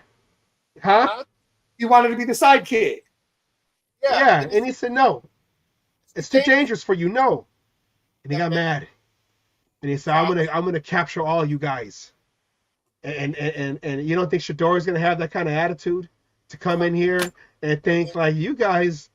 No, I don't appreciate that. I'll answer this right here. Shador is a legend in his own mind, and that's it. Shador is not. No, Shador's got talent. Yes, he does.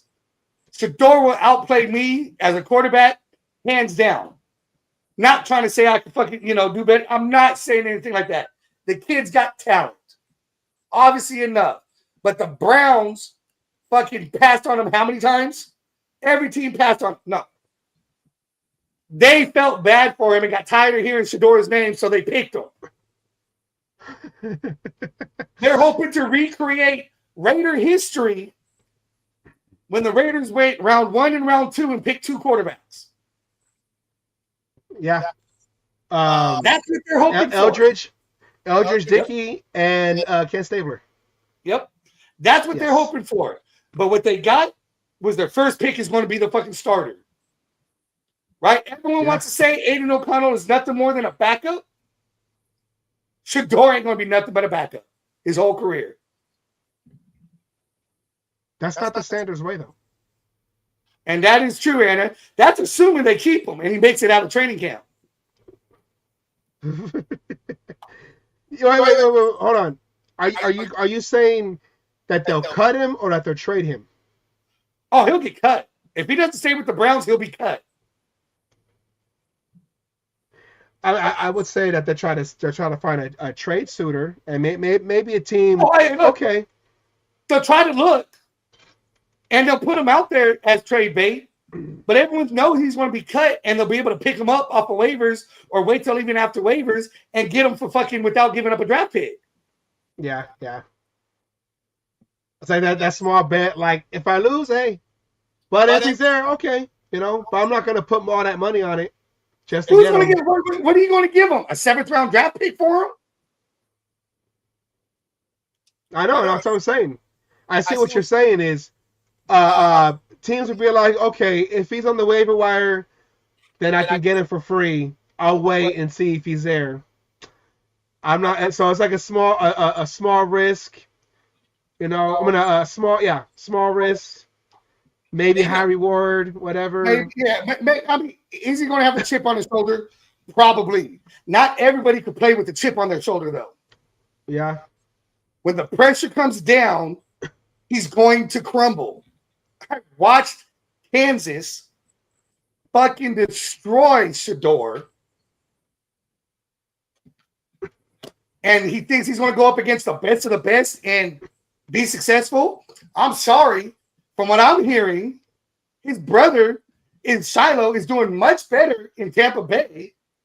He's making it to the point Tampa Bay looking like geniuses. And Shiloh's going to have the better career than Shador. Yeah, and I had said this before. If you're gonna go that low, and it's not Shador's decision, but if I didn't get picked 1, 2, 3rd round, 2nd round, first, 2nd, 3rd round, just don't touch me. Let me go unrestricted, and I'll pick the team I want to go to. A team that's gonna have success, and I can just sit back, learn the system. I'm not saying that he had the decision, he had the choice, but if you're going to get picked in the 5th and it's going to go to the Browns, a team that you initially wanted to avoid in the beginning a few months back, right? I'd rather have gone. Didn't his daddy say he won't play for the Browns? He didn't want to play for the Browns. No, yeah, it's true. So I would have gone undrafted and let me pick a team like his brother did. He got to pick. I know Tampa Bay was the first one to call, but you're going to a team that was in the playoffs last year, so that means that they got a good thing going on over there. I would have said, you know what, then don't draft me. Let me go undrafted, so I can pick who I want to go to, and then I'll see you later, kind of thing. But he's a Brown. We'll see what happens. All right. We're going into week 13. Week 13, we see the Chargers and our second home, though SoFi has not been too kind to us. We have one win when the stadium first opened, and we haven't seen a win since, I believe. Everyone forgets about that first win. They forget about that first win.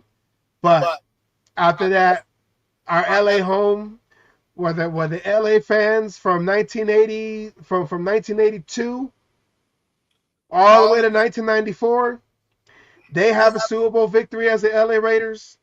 They play at the LA Coliseum. The Raiders at the LA Coliseum. To win a Super Bowl for LA. Yes.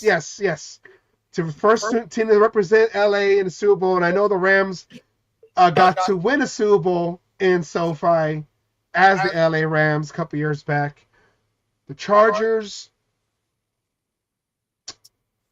0 Super Bowl wins. But hey, they take care of business in SoFi. When the Raider Nation goes over there and they flood out that stadium, the Chargers seem to feed off of that.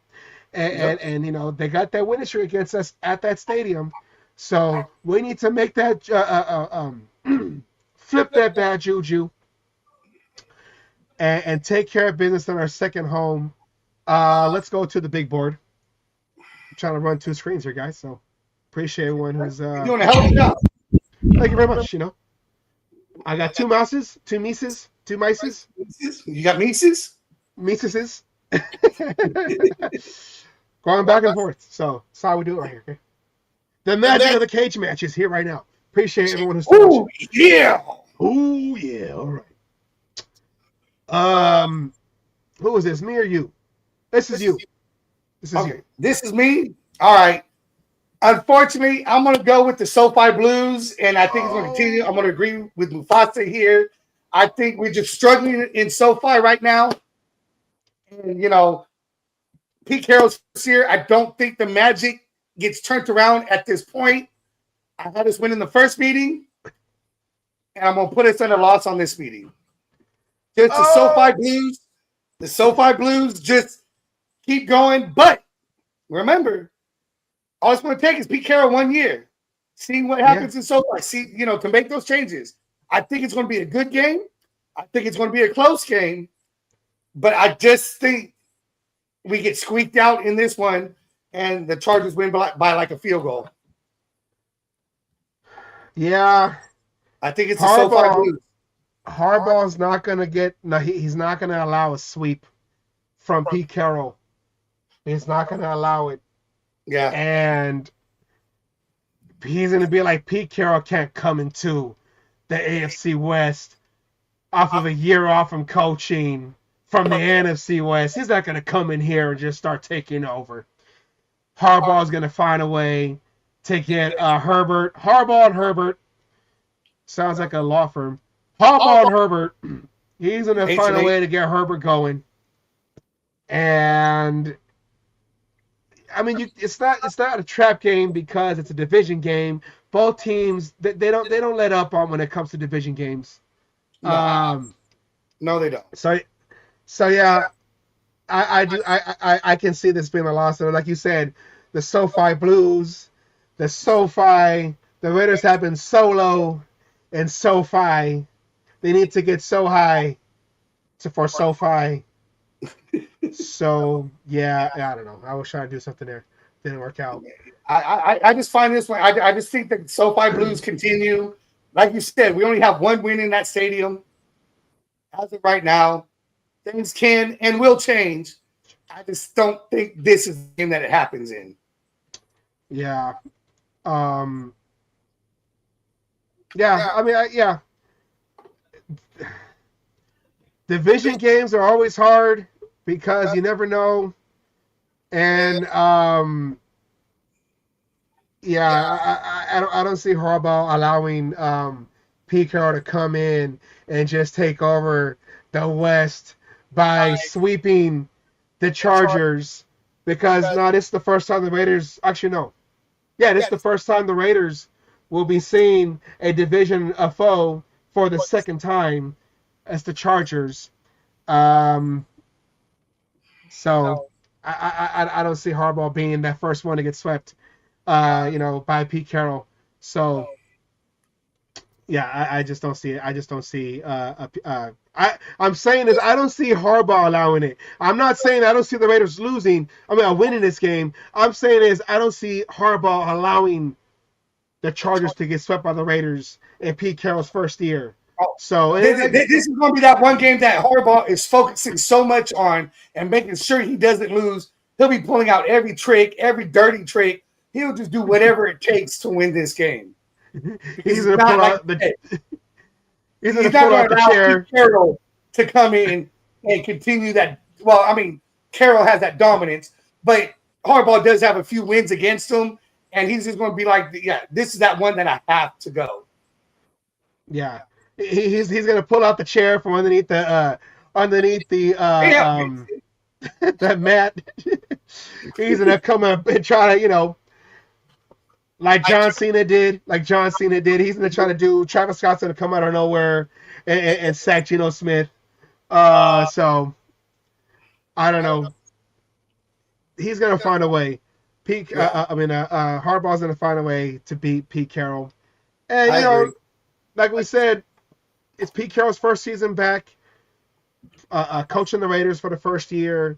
So you can't be upset. It is what it is. I mean, you can be upset because we don't lose to the Chargers, and especially for all the Raider fans are going to be there. That means that the Raider fans that are there got to make sure that they're loud and don't allow the 12 Charger fans that's going to be there to celebrate on LA ground where the Raiders went, put their flag on there in 1982, got a ring in 1983, and the Chargers were. I know the Chargers started in LA, but they were in San Diego for the most of their existence. So yeah, Raider fans got to come hard on this one, and they got to make sure. But I just don't think that Harbaugh will allow it. All right, let's go to the next week. Speaking of divisions, the Raiders come home week 14 and play the Broncos. What did I just do? Done. They play the Broncos. Sorry, I was trying to get that actual schedule. So the Raiders play the Broncos. This is the second time they see the Broncos. Now I said they beat the Broncos at home. I mean, in Denver. You say that the Raiders game-winning touchdown to Brock Bowers to beat the Broncos in Denver. Do we see the first sweep of a division rival? I don't know. You tell me. In this, it's your turn to go first. Is it for reals? Okay. I guess it is. Okay. Raiders and Broncos. Bo Nix again. I don't know, man. I don't know. My confidence, it's not talking to me right now. And I just say after that loss to the Chargers, a home, it's going to be a home atmosphere. Then you come to your actual home. Actually, no. Yeah, you come back to home. So you come back to Vegas.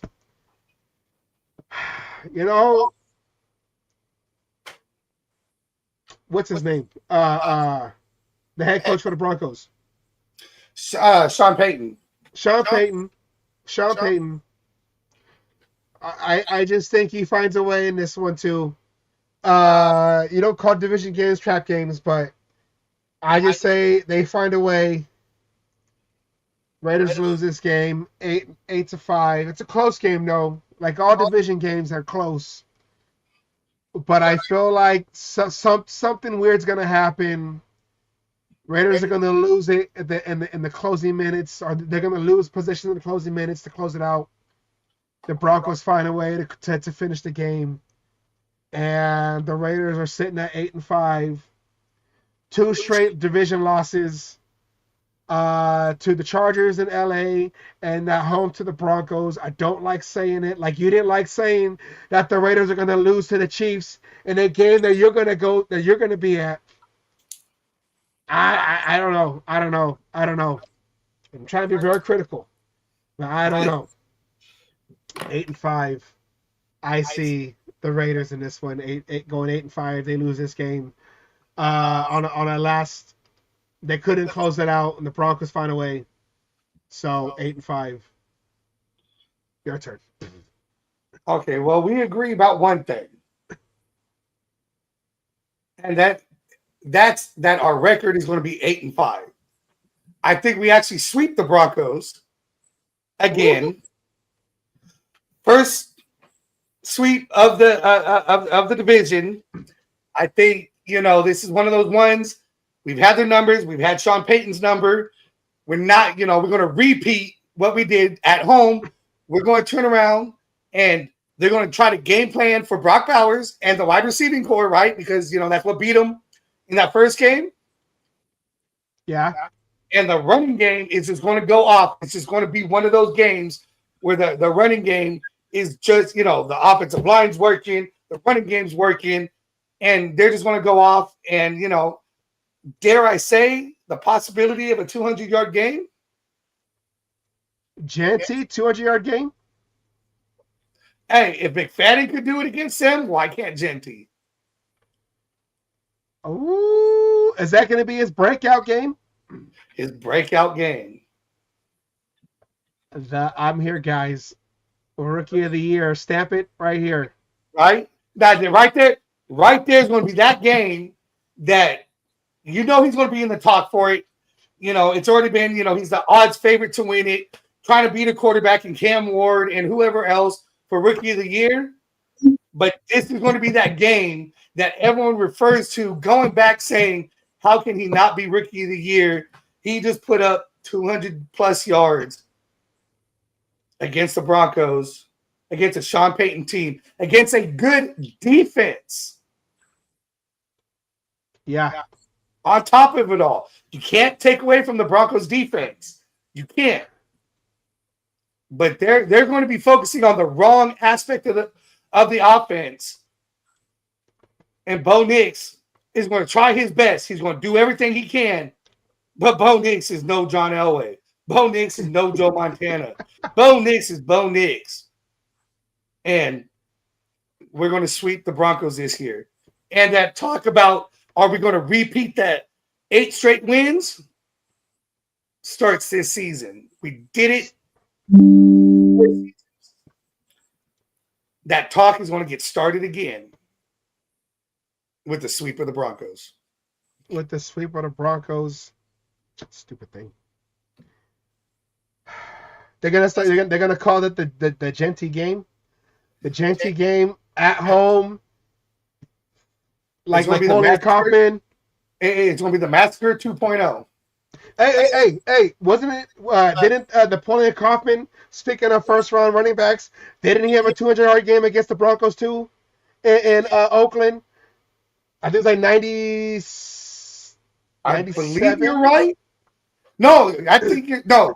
McFadden did it. No, McFadden did it in Denver.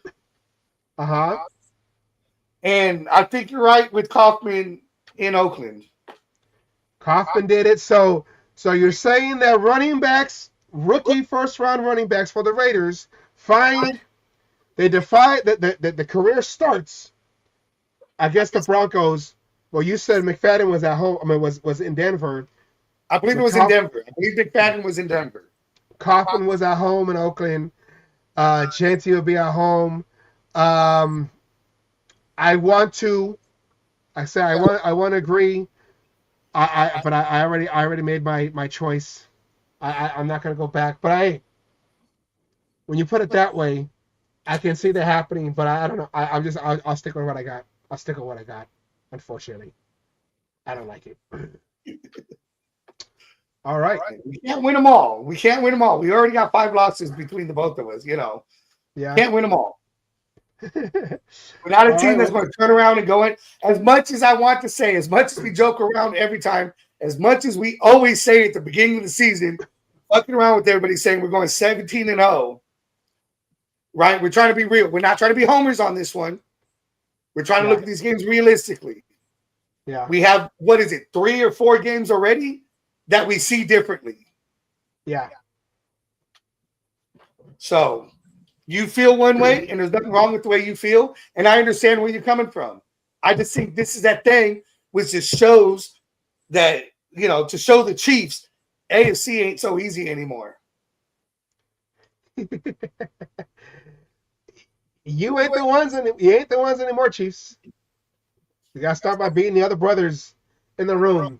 Chargers, Broncos, coming back for the Chiefs. But in week 14, that's week 14. In week 15, though, speaking of the chart, you said the Chiefs, though. Here's a team that beat the Chiefs in the biggest game of biggest game of sports. The Raiders in week 15 have to go to Philadelphia, across country again, and face the Eagles, the 2024 Super Bowl champions, the Eagles.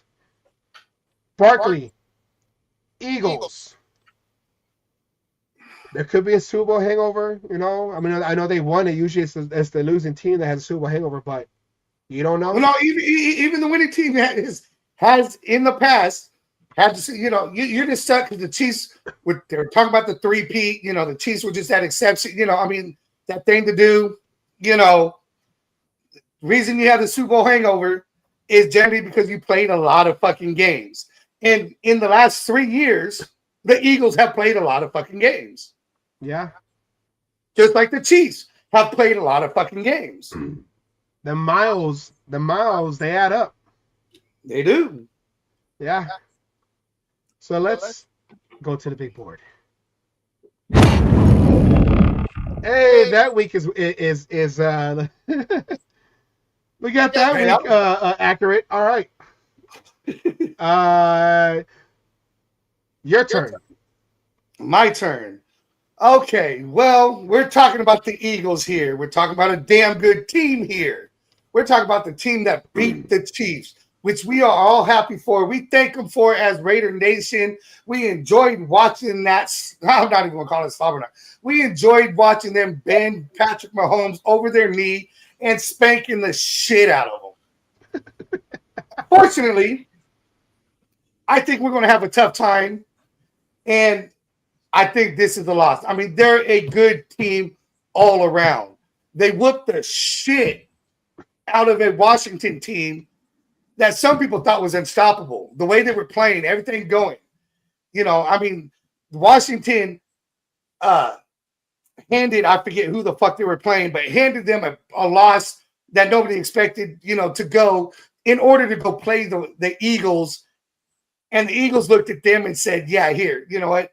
Okay, you all played well last week, but we'll show you what real football is. And turn around. That tush push, which as of right now has not been banned. That's stupid. They're trying to shut that down. I mean, exactly. It is what it is. It's a football play. Learn how to fucking stop it. It doesn't hurt nobody. Nobody gets hurt out of it. They just have perfected something that nobody else has been able to do. Yeah, I think this is a loss for the Raiders, an Eagles win. I don't think it's going to be a slaughter on our part, but I don't know if this is going to even be a close game.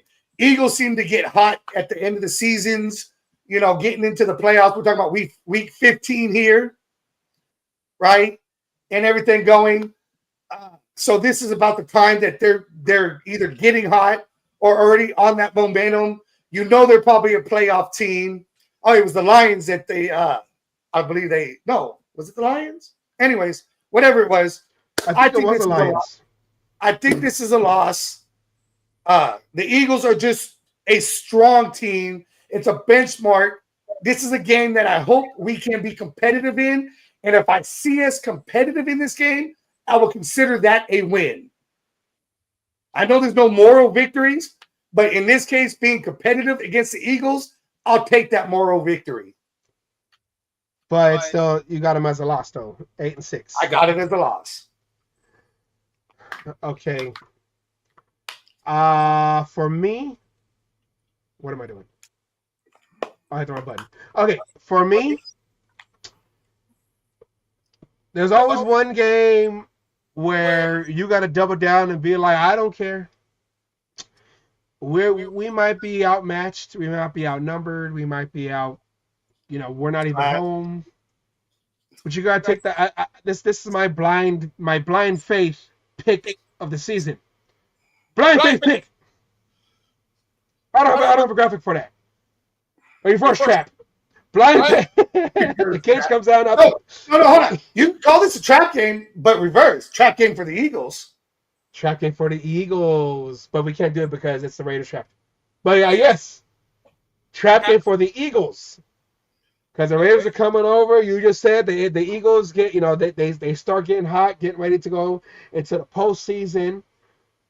But I feel like the Eagles might be overlooking the Raiders in this one.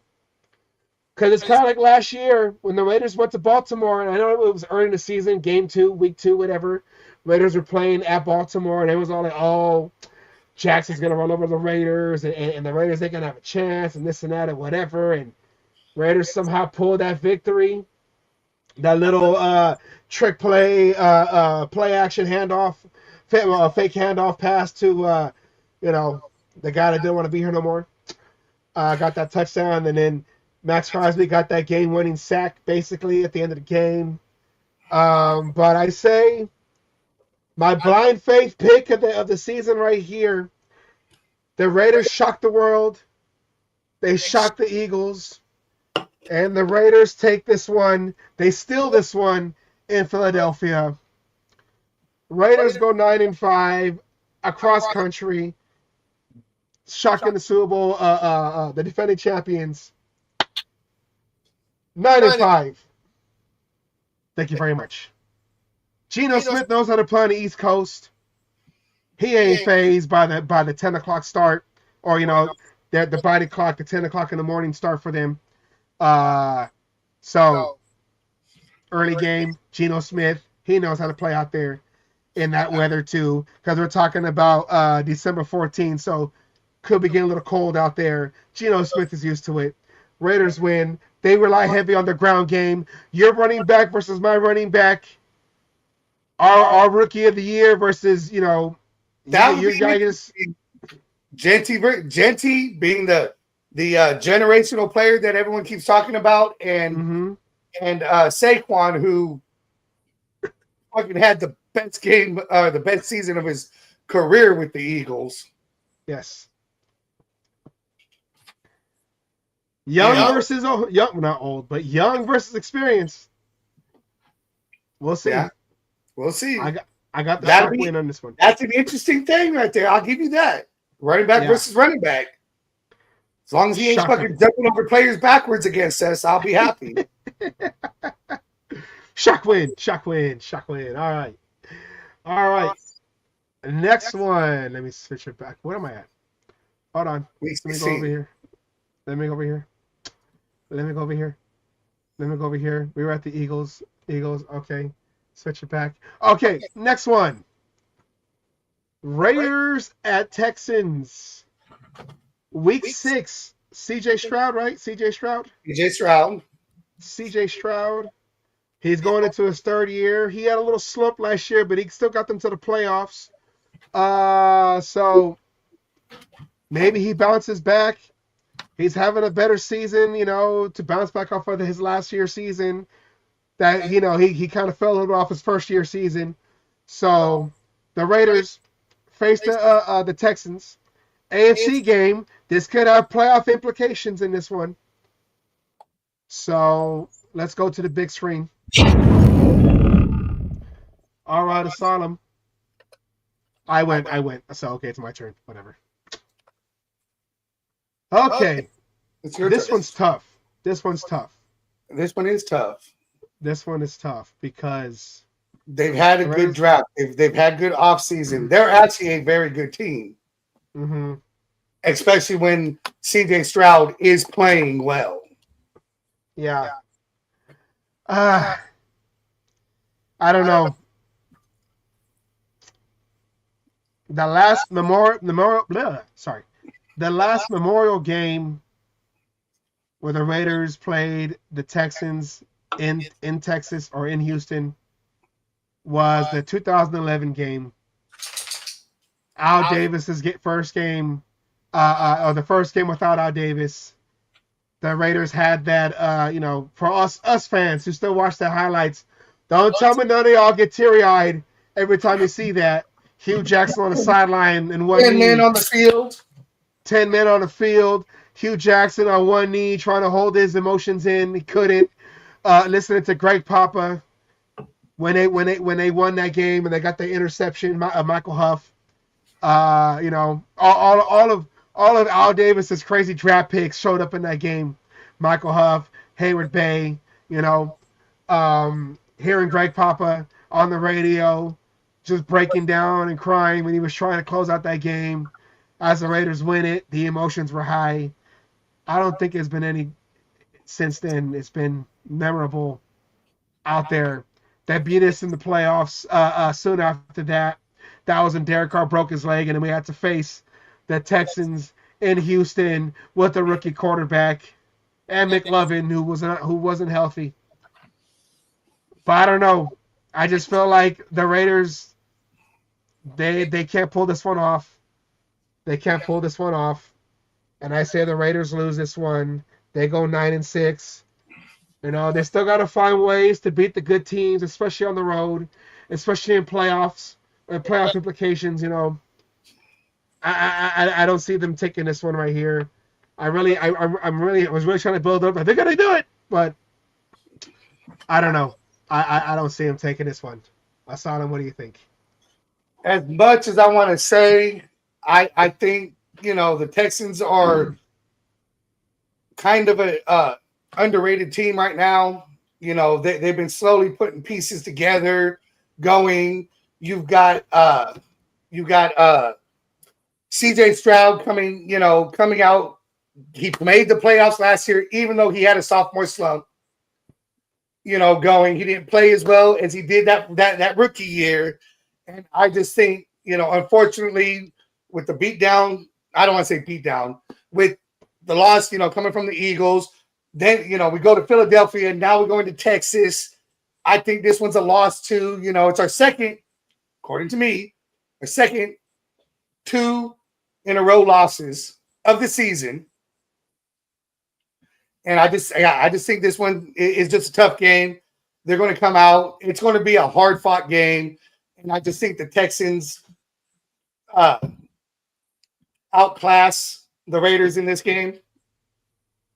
Wait, outclass or outclash? Outclass. Outclass? Class, yes. Oh, but you mean like they're in a higher class, not like... Yes, they're showing the team that they are, the team that they put together, a playoff team. The reason why they've dominated for the last couple years and going, you know what I'm saying? The Raiders just get outclassed in this one. It's a tough, hard-fought game. It's not going to be a blowout. It's just when it comes down to it, they just put more plays together in order to win the game. Yeah.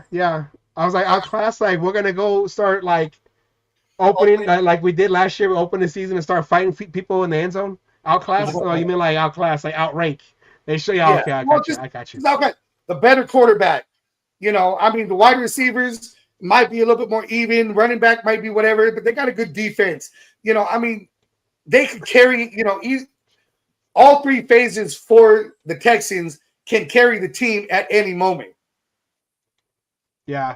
DeMarco Murray is a hell of a head coach. I'm not going to call him a Hall of Fame caliber head coach yet.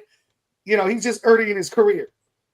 This is just one of those things, I'm not going to say Pete Carroll gets out-coached, but the plays on the field, where it matters, when the game ends, the Texans will have put together the better game than the Raiders did at this point. Yeah, DeMarco Murray. He was our coach last year. AP was supposed to be like DeMarco Murray.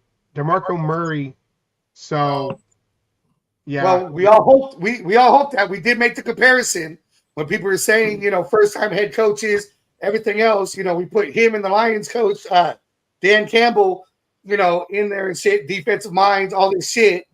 And it just didn't work out that way. You know, Yeah. it is what it is in that aspect. Murray got the team playing well, you know, gotten key players, you know, low key. I mean, I believe it's what was it? The Baltimore Ravens probably had the best draft, you Mhm. know, of the draft. I hear we had the second best draft, but you know, the Texans have put together a solid team, a solid, you know, all the way around. They're a well-rounded team. Their defense is nothing to sneeze at. The offense, when CJ Stroud is on, that offense is a dynamic offense. Yeah. That wide receiver that they had last year that was hurt most of the season. What was his? God damn it, I can't remember his name now. I forgot. You know, when he's healthy, he's somebody you got to watch out for. You know, their running game is not a bad running game. You know, special teams, they could do it. So I just think, you know, when it comes down to it, you know, maybe outclass is the wrong term I'm using, but that's what I'm going to go with. Just overall, you know, we get outclassed in that game. Yeah. No, yeah, no, I see what you're saying, and like they've been there before. They're a young team, and they've been there. They've showed, you know, they've gone deep in the playoffs. CJ Stroud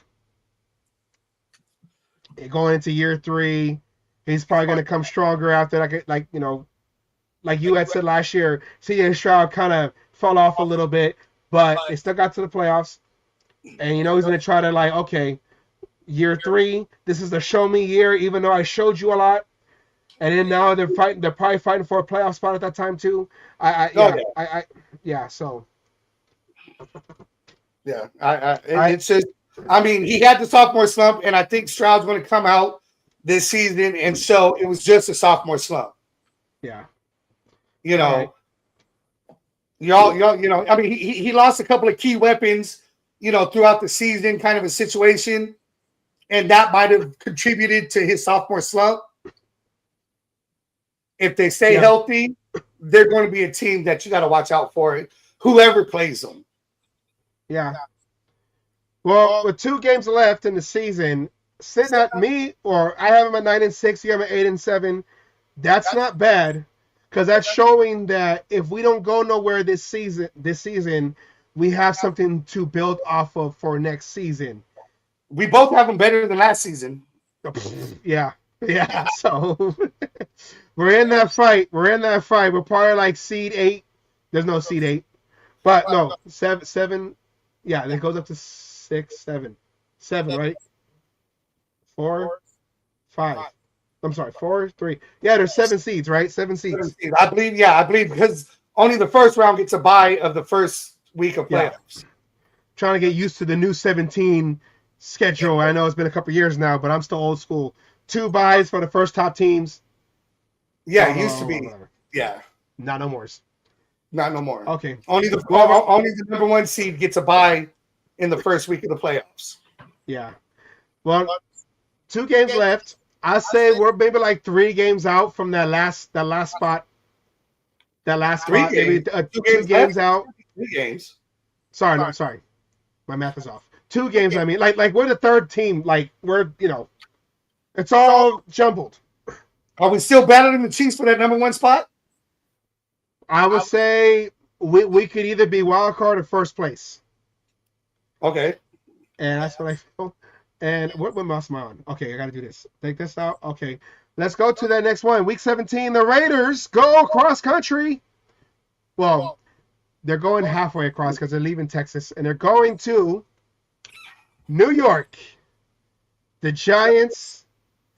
Raiders play in New York. I'm sorry, we're home. My bad. We're going backwards. My bad. I was looking at it. Whatever. We still don't have to travel that far, though. Yeah. We're still in the middle, okay? We're going back home, though. We're going back home. Yeah, Giants at Raiders. My bad. Giants at Raiders. Now, Geno Smith got drafted by the Giants, right? Yeah. No. He got drafted by the Jets, then went to the Giants. Yes. Then went to the Chargers, then went to Seattle, and now he's a Raider. Yeah, I had it backwards. He started with the Jets, but he also went to the Giants. Would you say this would be a revenge game for Geno Smith? I mean, you always want to play good against a team that you used to play Against your for. former team, I don't know if I call it a revenge game. Maybe if it was the Seattle Seahawks. It would be, yes. It would be if it was the Seahawks. Definitely. Yeah.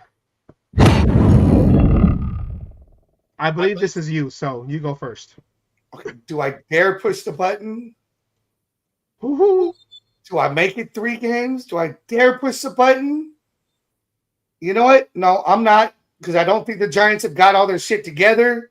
Their coach is on the hot seat. If the coach hasn't even been let go at this point, their coach might not even make it to this game. It might be an interim head coach. I think the football gods and Roger Goodell did the Raiders a favor here, and I think this is a win. You got a 9-7. I think even at this point, we might even be playing Jackson Dart in this game, a rookie quarterback. I can see that happening. Now, who is the veteran there though? It's Well, they got Danny DeVito. Yeah. But it's wow, I'm forgetting his name. Russell Wilson. Picks him up. Russell Wilson, that's right.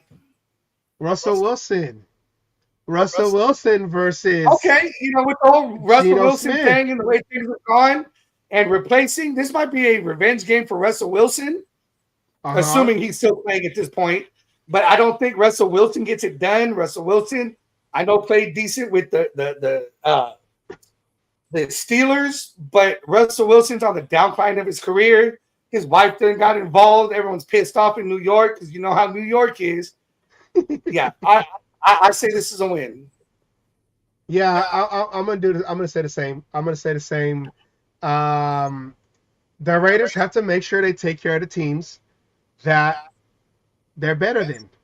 So I say the Raiders take care of business with this one, and they beat the Giants at home. It's not going to be because I know that they didn't they lose to them like 3-0 or at the Minnesota game. No, that was Minnesota. Okay, but they came back and they beat them. It was a close game the last time I played them at home. Last time we played them, Max Crosby got the safety to end the game. Yeah. So. And that was against Daniel Jones. Yes. Yeah, Raiders take this one. We ain't got to go deep in this. Like you said, Dayball's probably going to get fired before then. Interim head coach. He should have been, he was on the hot seat going into this offseason, but they ended up. Yeah, so. Yeah, going into week 1, he's on the hot seat and everything else.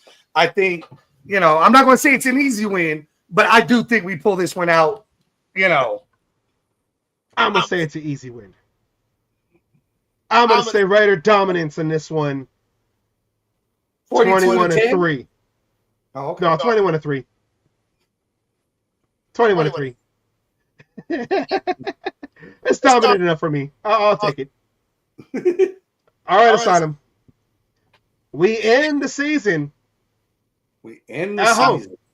At home. Hey, 2 back-to-back home games. What a way to end the season. Well, this is not no regular game, though. Okay. This could be playing for the division. Here we go. Oh, wait. My bad. Hold on. No, not that one. Here we go. The rematch for me, because we beat them. The rematch for you, because you said the Raiders got close, but ended up losing to Kesso. So either way, the way we have it, it's a rematch game. This one right here, though, could be like the Raiders and Chargers a couple years back, where this meant the playoffs. This one can mean seeding. Raiders take the West, or Raiders become the 6th seed. Same thing with the Chiefs. Chiefs can become the West crown again for the 11th year. Or no, I think they've already done 11. I think it's like I don't even fucking know. Let me go to work and ask a couple people. I'm sure I'll get the answer. But this could be the fight for the West, the crown the Money in the Bank, the ladder match, whatever you want to call it, WrestleMania, whatever you want to call it, pointing to the sign. It was in Vegas this past year. This is going to be a big game, and it could mean the West. So, and you get to go first on this. I do? No, I don't. I just went first on the Giants. Well, okay, fine. I'll go first. I was trying to, because it's the Chiefs, and I know. Oh no, trust me, it's better. It's better if I go last. Okay. I see how the YouTube gods made it for you to close this one out. I'll give you that. All right. Here we go. This is for the division. This is going to be, and I'm not. And right now it says to be determined on when this is going to be played. When this is going to be played. I can see this becoming a flex game, primetime game. Raiders, Chiefs, last game of the regular season, winner take all. The AFC West crown is up for grabs. The reigning, defending, like you said, 11, 10, whatever it's been, versus 12, the lowly 15, Raiders. Whatever the fuck they want to say. Raiders haven't had the West crown since 2002 when they went to the Super Bowl. We're talking 23 years later. I don't like saying that number. I was in high school. I'm going to be 40 next month. I don't like that. But you know what? Oh, see, I did it again. The lights went out. Let's try again. You know what? It doesn't matter. Because Pete Carroll's been here before. He's going to rally the team around. Max Crosby, he hasn't been here before, but Max Crosby has played this team many times before. He knows the quarterback. It's another round of Raiders, Chiefs, Mahomes versus Crosby at home in Vegas. Biggest show in the NFL, biggest show in the town. There's gonna be Chiefs fans there. We can't allow the Chiefs fans to get loud in the stadium. But it doesn't matter. The Raiders have to find a way to close out this game, and they do. This is like one of those old school heavyweight matchups. I say it's okay. I'll give it to you like this, okay? This is like when Muhammad Ali won against Alzado. Now that was a whatever. But Muhammad Ali was getting he was getting hit. He was getting hit, and he could have knocked down Alzado. Now that was an exhibition. This one, though, the Raiders, Alzado, take care of business. The Raiders end the season, beating the Chiefs, taking the crown, 11-6. That's what I say. 2-game winning streak going into the playoffs. I don't know if they're going to have a bye, but 2-game winning streak going into the playoffs. They beat the Chiefs. Chiefs go down like to seed 6. Not seed 6. Well, yeah, I don't know. They could see him again right after. I don't know. But Raiders take this one. They show that the Raiders are here. They're back, and they just knocked out the Chiefs. I hope it's where they knock out the Chiefs out of the playoffs. They're fighting for that seed. Winner take all. Loser, it's done. But that's what I think. Asylum, close it out for us. Okay, well, first of all, there having to deal with it. Okay, first of all, you're done taking some of the damn things I was going to say. So I'm going to have to go off the hip on this one. I agree with you. This is going to be a flex game. Okay? This is going to be a marquee game. One of the last 2 games that they show on television. And I agree. I think there's that possibility. It could be for the division. That's why it's getting flexed. Right? The powerhouse Chiefs against that Raiders team that nobody believed in. No misfits. Now, the Misfits, I don't think it's going to be for that number one overall thing. Not with 11-6 possibly, but it's going to be that game. It gets flexed. I had them losing in Arrowhead. That game did not matter when they played that game, but when it matters, you're going to have a beat up Raiders team. You're going to have a team that everyone has said is going to say is going to lose. The professionals, everybody says this is a Chiefs game. But little do they know, Pete Carroll's going to have this team. Chip Kelly's going to have this team fighting tooth and nail every bit. You thought that damn Christmas game was exciting? You're waiting for this game right here because the Chiefs are going to lose handedly to the Raiders in this game. There's going to be no doubt about it. There's not going to be any speculation. Oh, this was bullshit. It was a surprise. Well, it's going to be a surprise to the Chiefs because they think they won this game going into week 13. But the Raiders ain't going to just punch them in the mouth. They're going for the knockout in the first fucking quarter. The Chiefs are going to be playing from behind the whole fucking game. The Chiefs are going to have to pull out everything in Andy Reid's special notebook. He's going to be doing Waterboy here and trying to draw plays up on the sideline to win this game. Patrick Mahomes, he thought the Eagles were bad with the 4-man rush. Max Crosby's going to be on him like white on rice, like stink on shit. He ain't going to know what hit him. And when they finally are containing Crosby, you're going to have Kuntz. You're going to have Wilkins. You're going to have somebody else. You might have a linebacker all over him. But Patrick Mahomes ain't going to do shit. Patrick Mahomes is going to sit on the sideline crying. You're going to have Travis Kelce pouting on the bench, not wanting to go in the game because he's losing so fucking bad. The Raiders are going to take that first game that they lost to them and say, never again. And if this is for the division, this is the game that the Raiders will solidify the division. They will knock them out. And trust me, if it is for the wild card, it's going to be for that next game in Arrowhead. 2 in a row against the Chiefs. And the Chiefs are not going to want to see them because they got their ass whipped so fucking bad that week. When they fucking hear this shit, they're going to try to pull every cheating fucking act they can in that playoff game to try to beat them.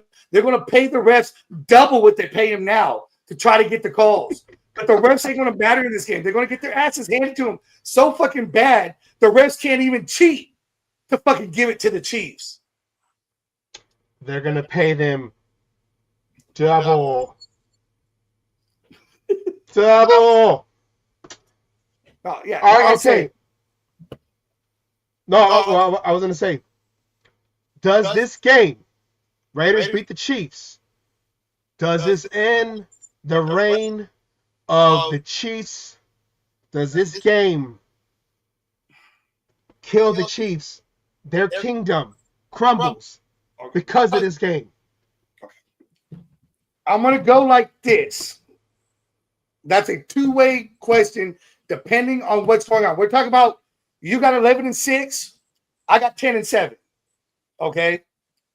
It all depends if now I can see the Chiefs with either one of these records or close to these records and this game mattering, right? You know, to that.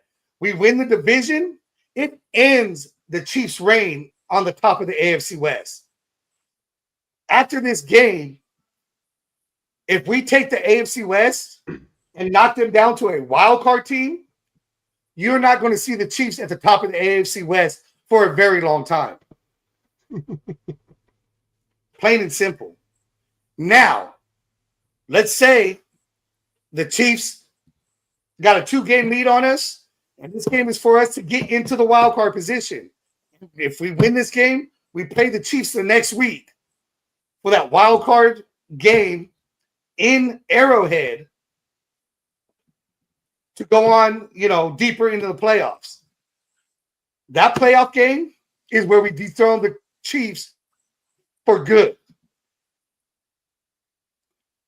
They win the division. If they win the division and we dethrone them in the wild card game, you won't see the Chiefs in the playoffs for at least 2 years. That also probably sends Kelsey into retirement. Oh, if the loss doesn't have him saying, I'm going to retire when the season ends, the loss in the playoffs will. Kelsey is not going to be the guy who beats the Raiders like he's done for so many years. You thought it was bad when Kelsey was throwing helmets? You thought it was bad when he pushed Andy Reid on Christmas? Wait till he blows up on Patrick Mahomes because the Raiders have shut him down to 0 catches and 0 yards. Kelsey will not be the Kelsey that everyone has seen against the Raiders. We will not be fearing Kelsey ever again. Patrick Mahomes will constantly, after this game and that playoff game, will have the Raiders in the back of his mind. You're going to have Max Crosby. You're going to hear it on the fucking audio because Max Crosby is going to be mic'd up for this game. And when he blows up Patrick Mahomes, he's going to say, I'm here. I'm here. I'm here. So you're saying, go ahead. You're saying that when they go and take care of business, they just steamroll past the Chiefs. I'm not saying steamroll. You said they're gonna handily. No, they're gonna win handedly. There's a difference between handedly and steamrolled. Steamrolled was that Chargers game, 63-21. That was a steamrolling. Yeah. Okay, they're going to handedly, like I said, the Chiefs are going to trail the whole fucking game in this game. The Chiefs are going to realize they awakened a beast that they never thought was ever going to get awoken. The Pete Carroll and Chip Kelly combo are going to come in, and that loss that I gave them in week, whatever the fuck it was, right? They're going to come in riding high off that win. We took them out this one already. Week 7. Okay, week 7. We took them out in week 7. We got nothing to worry. The division is ours. The fucking, even if the division is already theirs, we got nothing to worry about. We're going to be the number 2 seed. We're going to be the number 3 seed. We got all this shit. And they're going to get hit so hard in the jaw. The whole game is just going to be tweet going. And Patrick Mahomes is going to think he was playing the fucking Eagles in the Super Bowl again and have PTSD and not be able to do what he wants to do. He's not going to work that fucking magic. He's going to throw sidearm. He's going to try a no-look pass. It's going to be picked off for a fucking touchdown. He's going to fucking do something stupid and, go. He's going to say the defense is going to hold him on this 4th and 1, and we're going to get 6 yards. We're not going to get stopped by that shit. Gentry's going to go off and say, I'm going to make sure the refs can't turn around and say it wasn't a fucking first down. I want to see him try to run down the sideline and do that stupid little move, but then they get smacked. Oh, look, I even expect somebody to get kicked out of the game because he does that shit. He's getting blown up by a linebacker. I'm going to say Eichenberg is going to blow his ass up to the point he's going to sit out for a couple plays because his bell got rung so fucking bad. That blue tent, they're going to be like, I felt the concussion in the stands. It's like that. It's like that. When that surge happens, when everything shuts down. Yeah, exactly. I'm telling you, Patrick Mahomes. This game is going to be handily won. You're going to see that the Raiders, if we play them in the playoffs, the next game, we'll win that. We could lose the next game. This game is going to define Pete Carroll, Chip Kelly, and the Raiders. And everybody's going to say, are the Raiders for real? Remember, the Raiders were the first team to ever win the Super Bowl from the wild card position. And again, it's going to be a repeat. When the Raiders won all that, they got, they were dominant at the right time. And this game is going to be the start of that dominance. And all that shit talking that was done, all the shit talking that's going to be done before this game because they won that Week 7 game. Patrick Mahomes is going to do this. Patrick Mahomes is going to do that. Chiefs fans will not look at a single Raiders fan and say a word afterwards because Patrick Mahomes took a left hook to the jaw. And they're worried that it's going to be wired shut. And poor wifey ain't going to be able to get any downtown time for about 6 to 8 weeks until those wires come out because he's got to eat all his meals through a straw. He's going to be like Kanye West. Go crazy. I mean, you know what? The Raiders had built the blueprint to beat the Chiefs. What the people who beat the Chiefs are using the Raiders blueprint. And if you want to know, here's an example of where everyone took notice on how to beat the Chiefs. You stand in the line just to hit a new low. You're faking a smile with the coffee to go. You tell me your life's been way offline. You fall to pieces every time. And I don't need no caring, no. 'Cause you had a bad day. You take it one down. You sing a sad song just to turn it around. You say you don't know. You tell me don't lie. You work on a smile and you go for a ride. You had a bad day. The camera don't lie. You're coming back down and you really don't mind. You had a bad day. You had a bad day.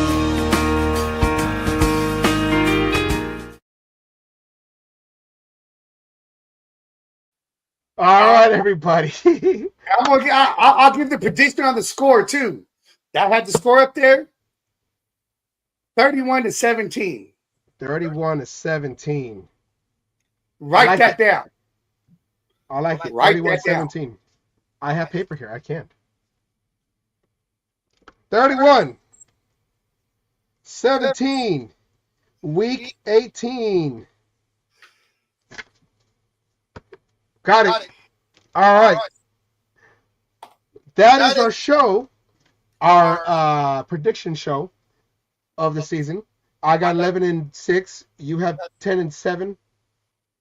Yes.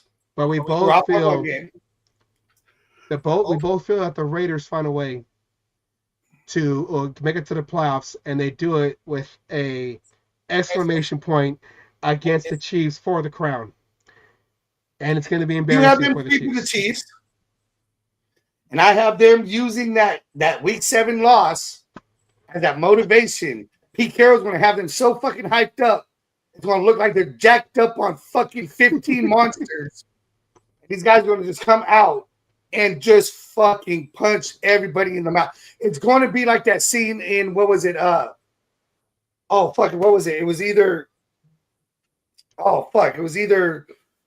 The Longest Yard, or it was The Replacements, where that one play, everybody's just hitting everybody.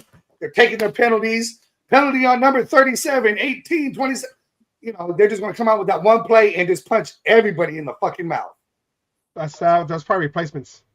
I think it's Replacements. Longest Yard is when they went in. Referee in the nuts. Yeah, and then they flipped over Goldberg. Not Goldberg. Kevin Nash? No, he was on the hormones. Yeah, no, Steve Austin. They flipped them over, and I think he should. Yeah. All right, well, we want to thank everybody for staying patient. We were trying to get everything together. Mufasa, he loves you. He came to church just now. Asylum's all like, here's what's gonna happen. Follow the way, the Raider way, Mystique, playoffs, baby. So we want to thank everybody for having the patience. The NFL tried to do us wrong, and He start at the loved the same fucking time. Chief sermon right there. That's what he loved right there. Look. Yes. They go and send out they go and send out the schedule at the same time we start our show, so we have to try to catch up, get it all together. But half hour late, whatever. You know, we want to thank everybody for watching. Those who watched early, I was looking at the chat, so prayers to Jeff. You know, we are praying for you. Hope you get better. Yes. And to everybody who watched the show, we appreciate you. 11-6 me, 10-7 you. Regardless of whatever it is, and it's better than 4-13 last year. Pete Carroll comes in, turns his team around, gets into the playoffs. Chip Kelly gets his offense flying. It hasn't been doing that in the last 4 years. So Raiders turn the corner. 2025, we show promise. Sodom, any last words? All right, we got our nice set. Any last words? No. Hey, I did my preaching for the night. I'm good. Preach. All right. Well, thank everybody for watching the show. And like I said earlier, if you want where to go? If you want some of the merch that we have, if I can find our email. Some goodies. Like I said, I gotta have them like right on my whatever. You saw it last time. We got the koozies and the lanyards, and we got shot glasses. They're around here somewhere. I got the koozie. You got the koozie. The lanyard is here somewhere. It's. I got the lanyard somewhere too. I just don't know where it's at. Yeah. So if you want, email us your address. It's free right now. It's free because we're just rewarding the loyal fans, the loyal viewers that we. Yeah. The loyal viewers. And when you email, let us know what you want too. Yeah. So, yeah. So, wait. I was trying to get this so they can see the email. All right. Go to the cagematchshow@gmail.com. We're trying to reward our loyal fans who watch us. We're at 317 now. Let's go. Tell your friends about us. We keep trying to innovate the YouTube. Try to do different things. Try to, visually, and then we try to follow up with some commentary. We're trying to put our mark on podcasting. Yes. Innovators or I don't know. Renegades. All right, awfully imitated but never duplicated, kind of a thing. Some shit like that. Something like that. All them big phrases. The fire burns brightest in cage match. All right. Thank you, everybody. We end every show like we always do with a message from Raider Milt, aka Coach Wallace, my old coach from high school. Keep his memory alive. One of the biggest Raider fans out there, who knew how to talk mess back in the day. He was always on the visiting side of the field, and he would get into the head of everybody. So I want to thank everybody for watching. It was a long show. That was our predictions. Take care, everybody. Have a good night, and we'll see you next week. Take care. Peace out.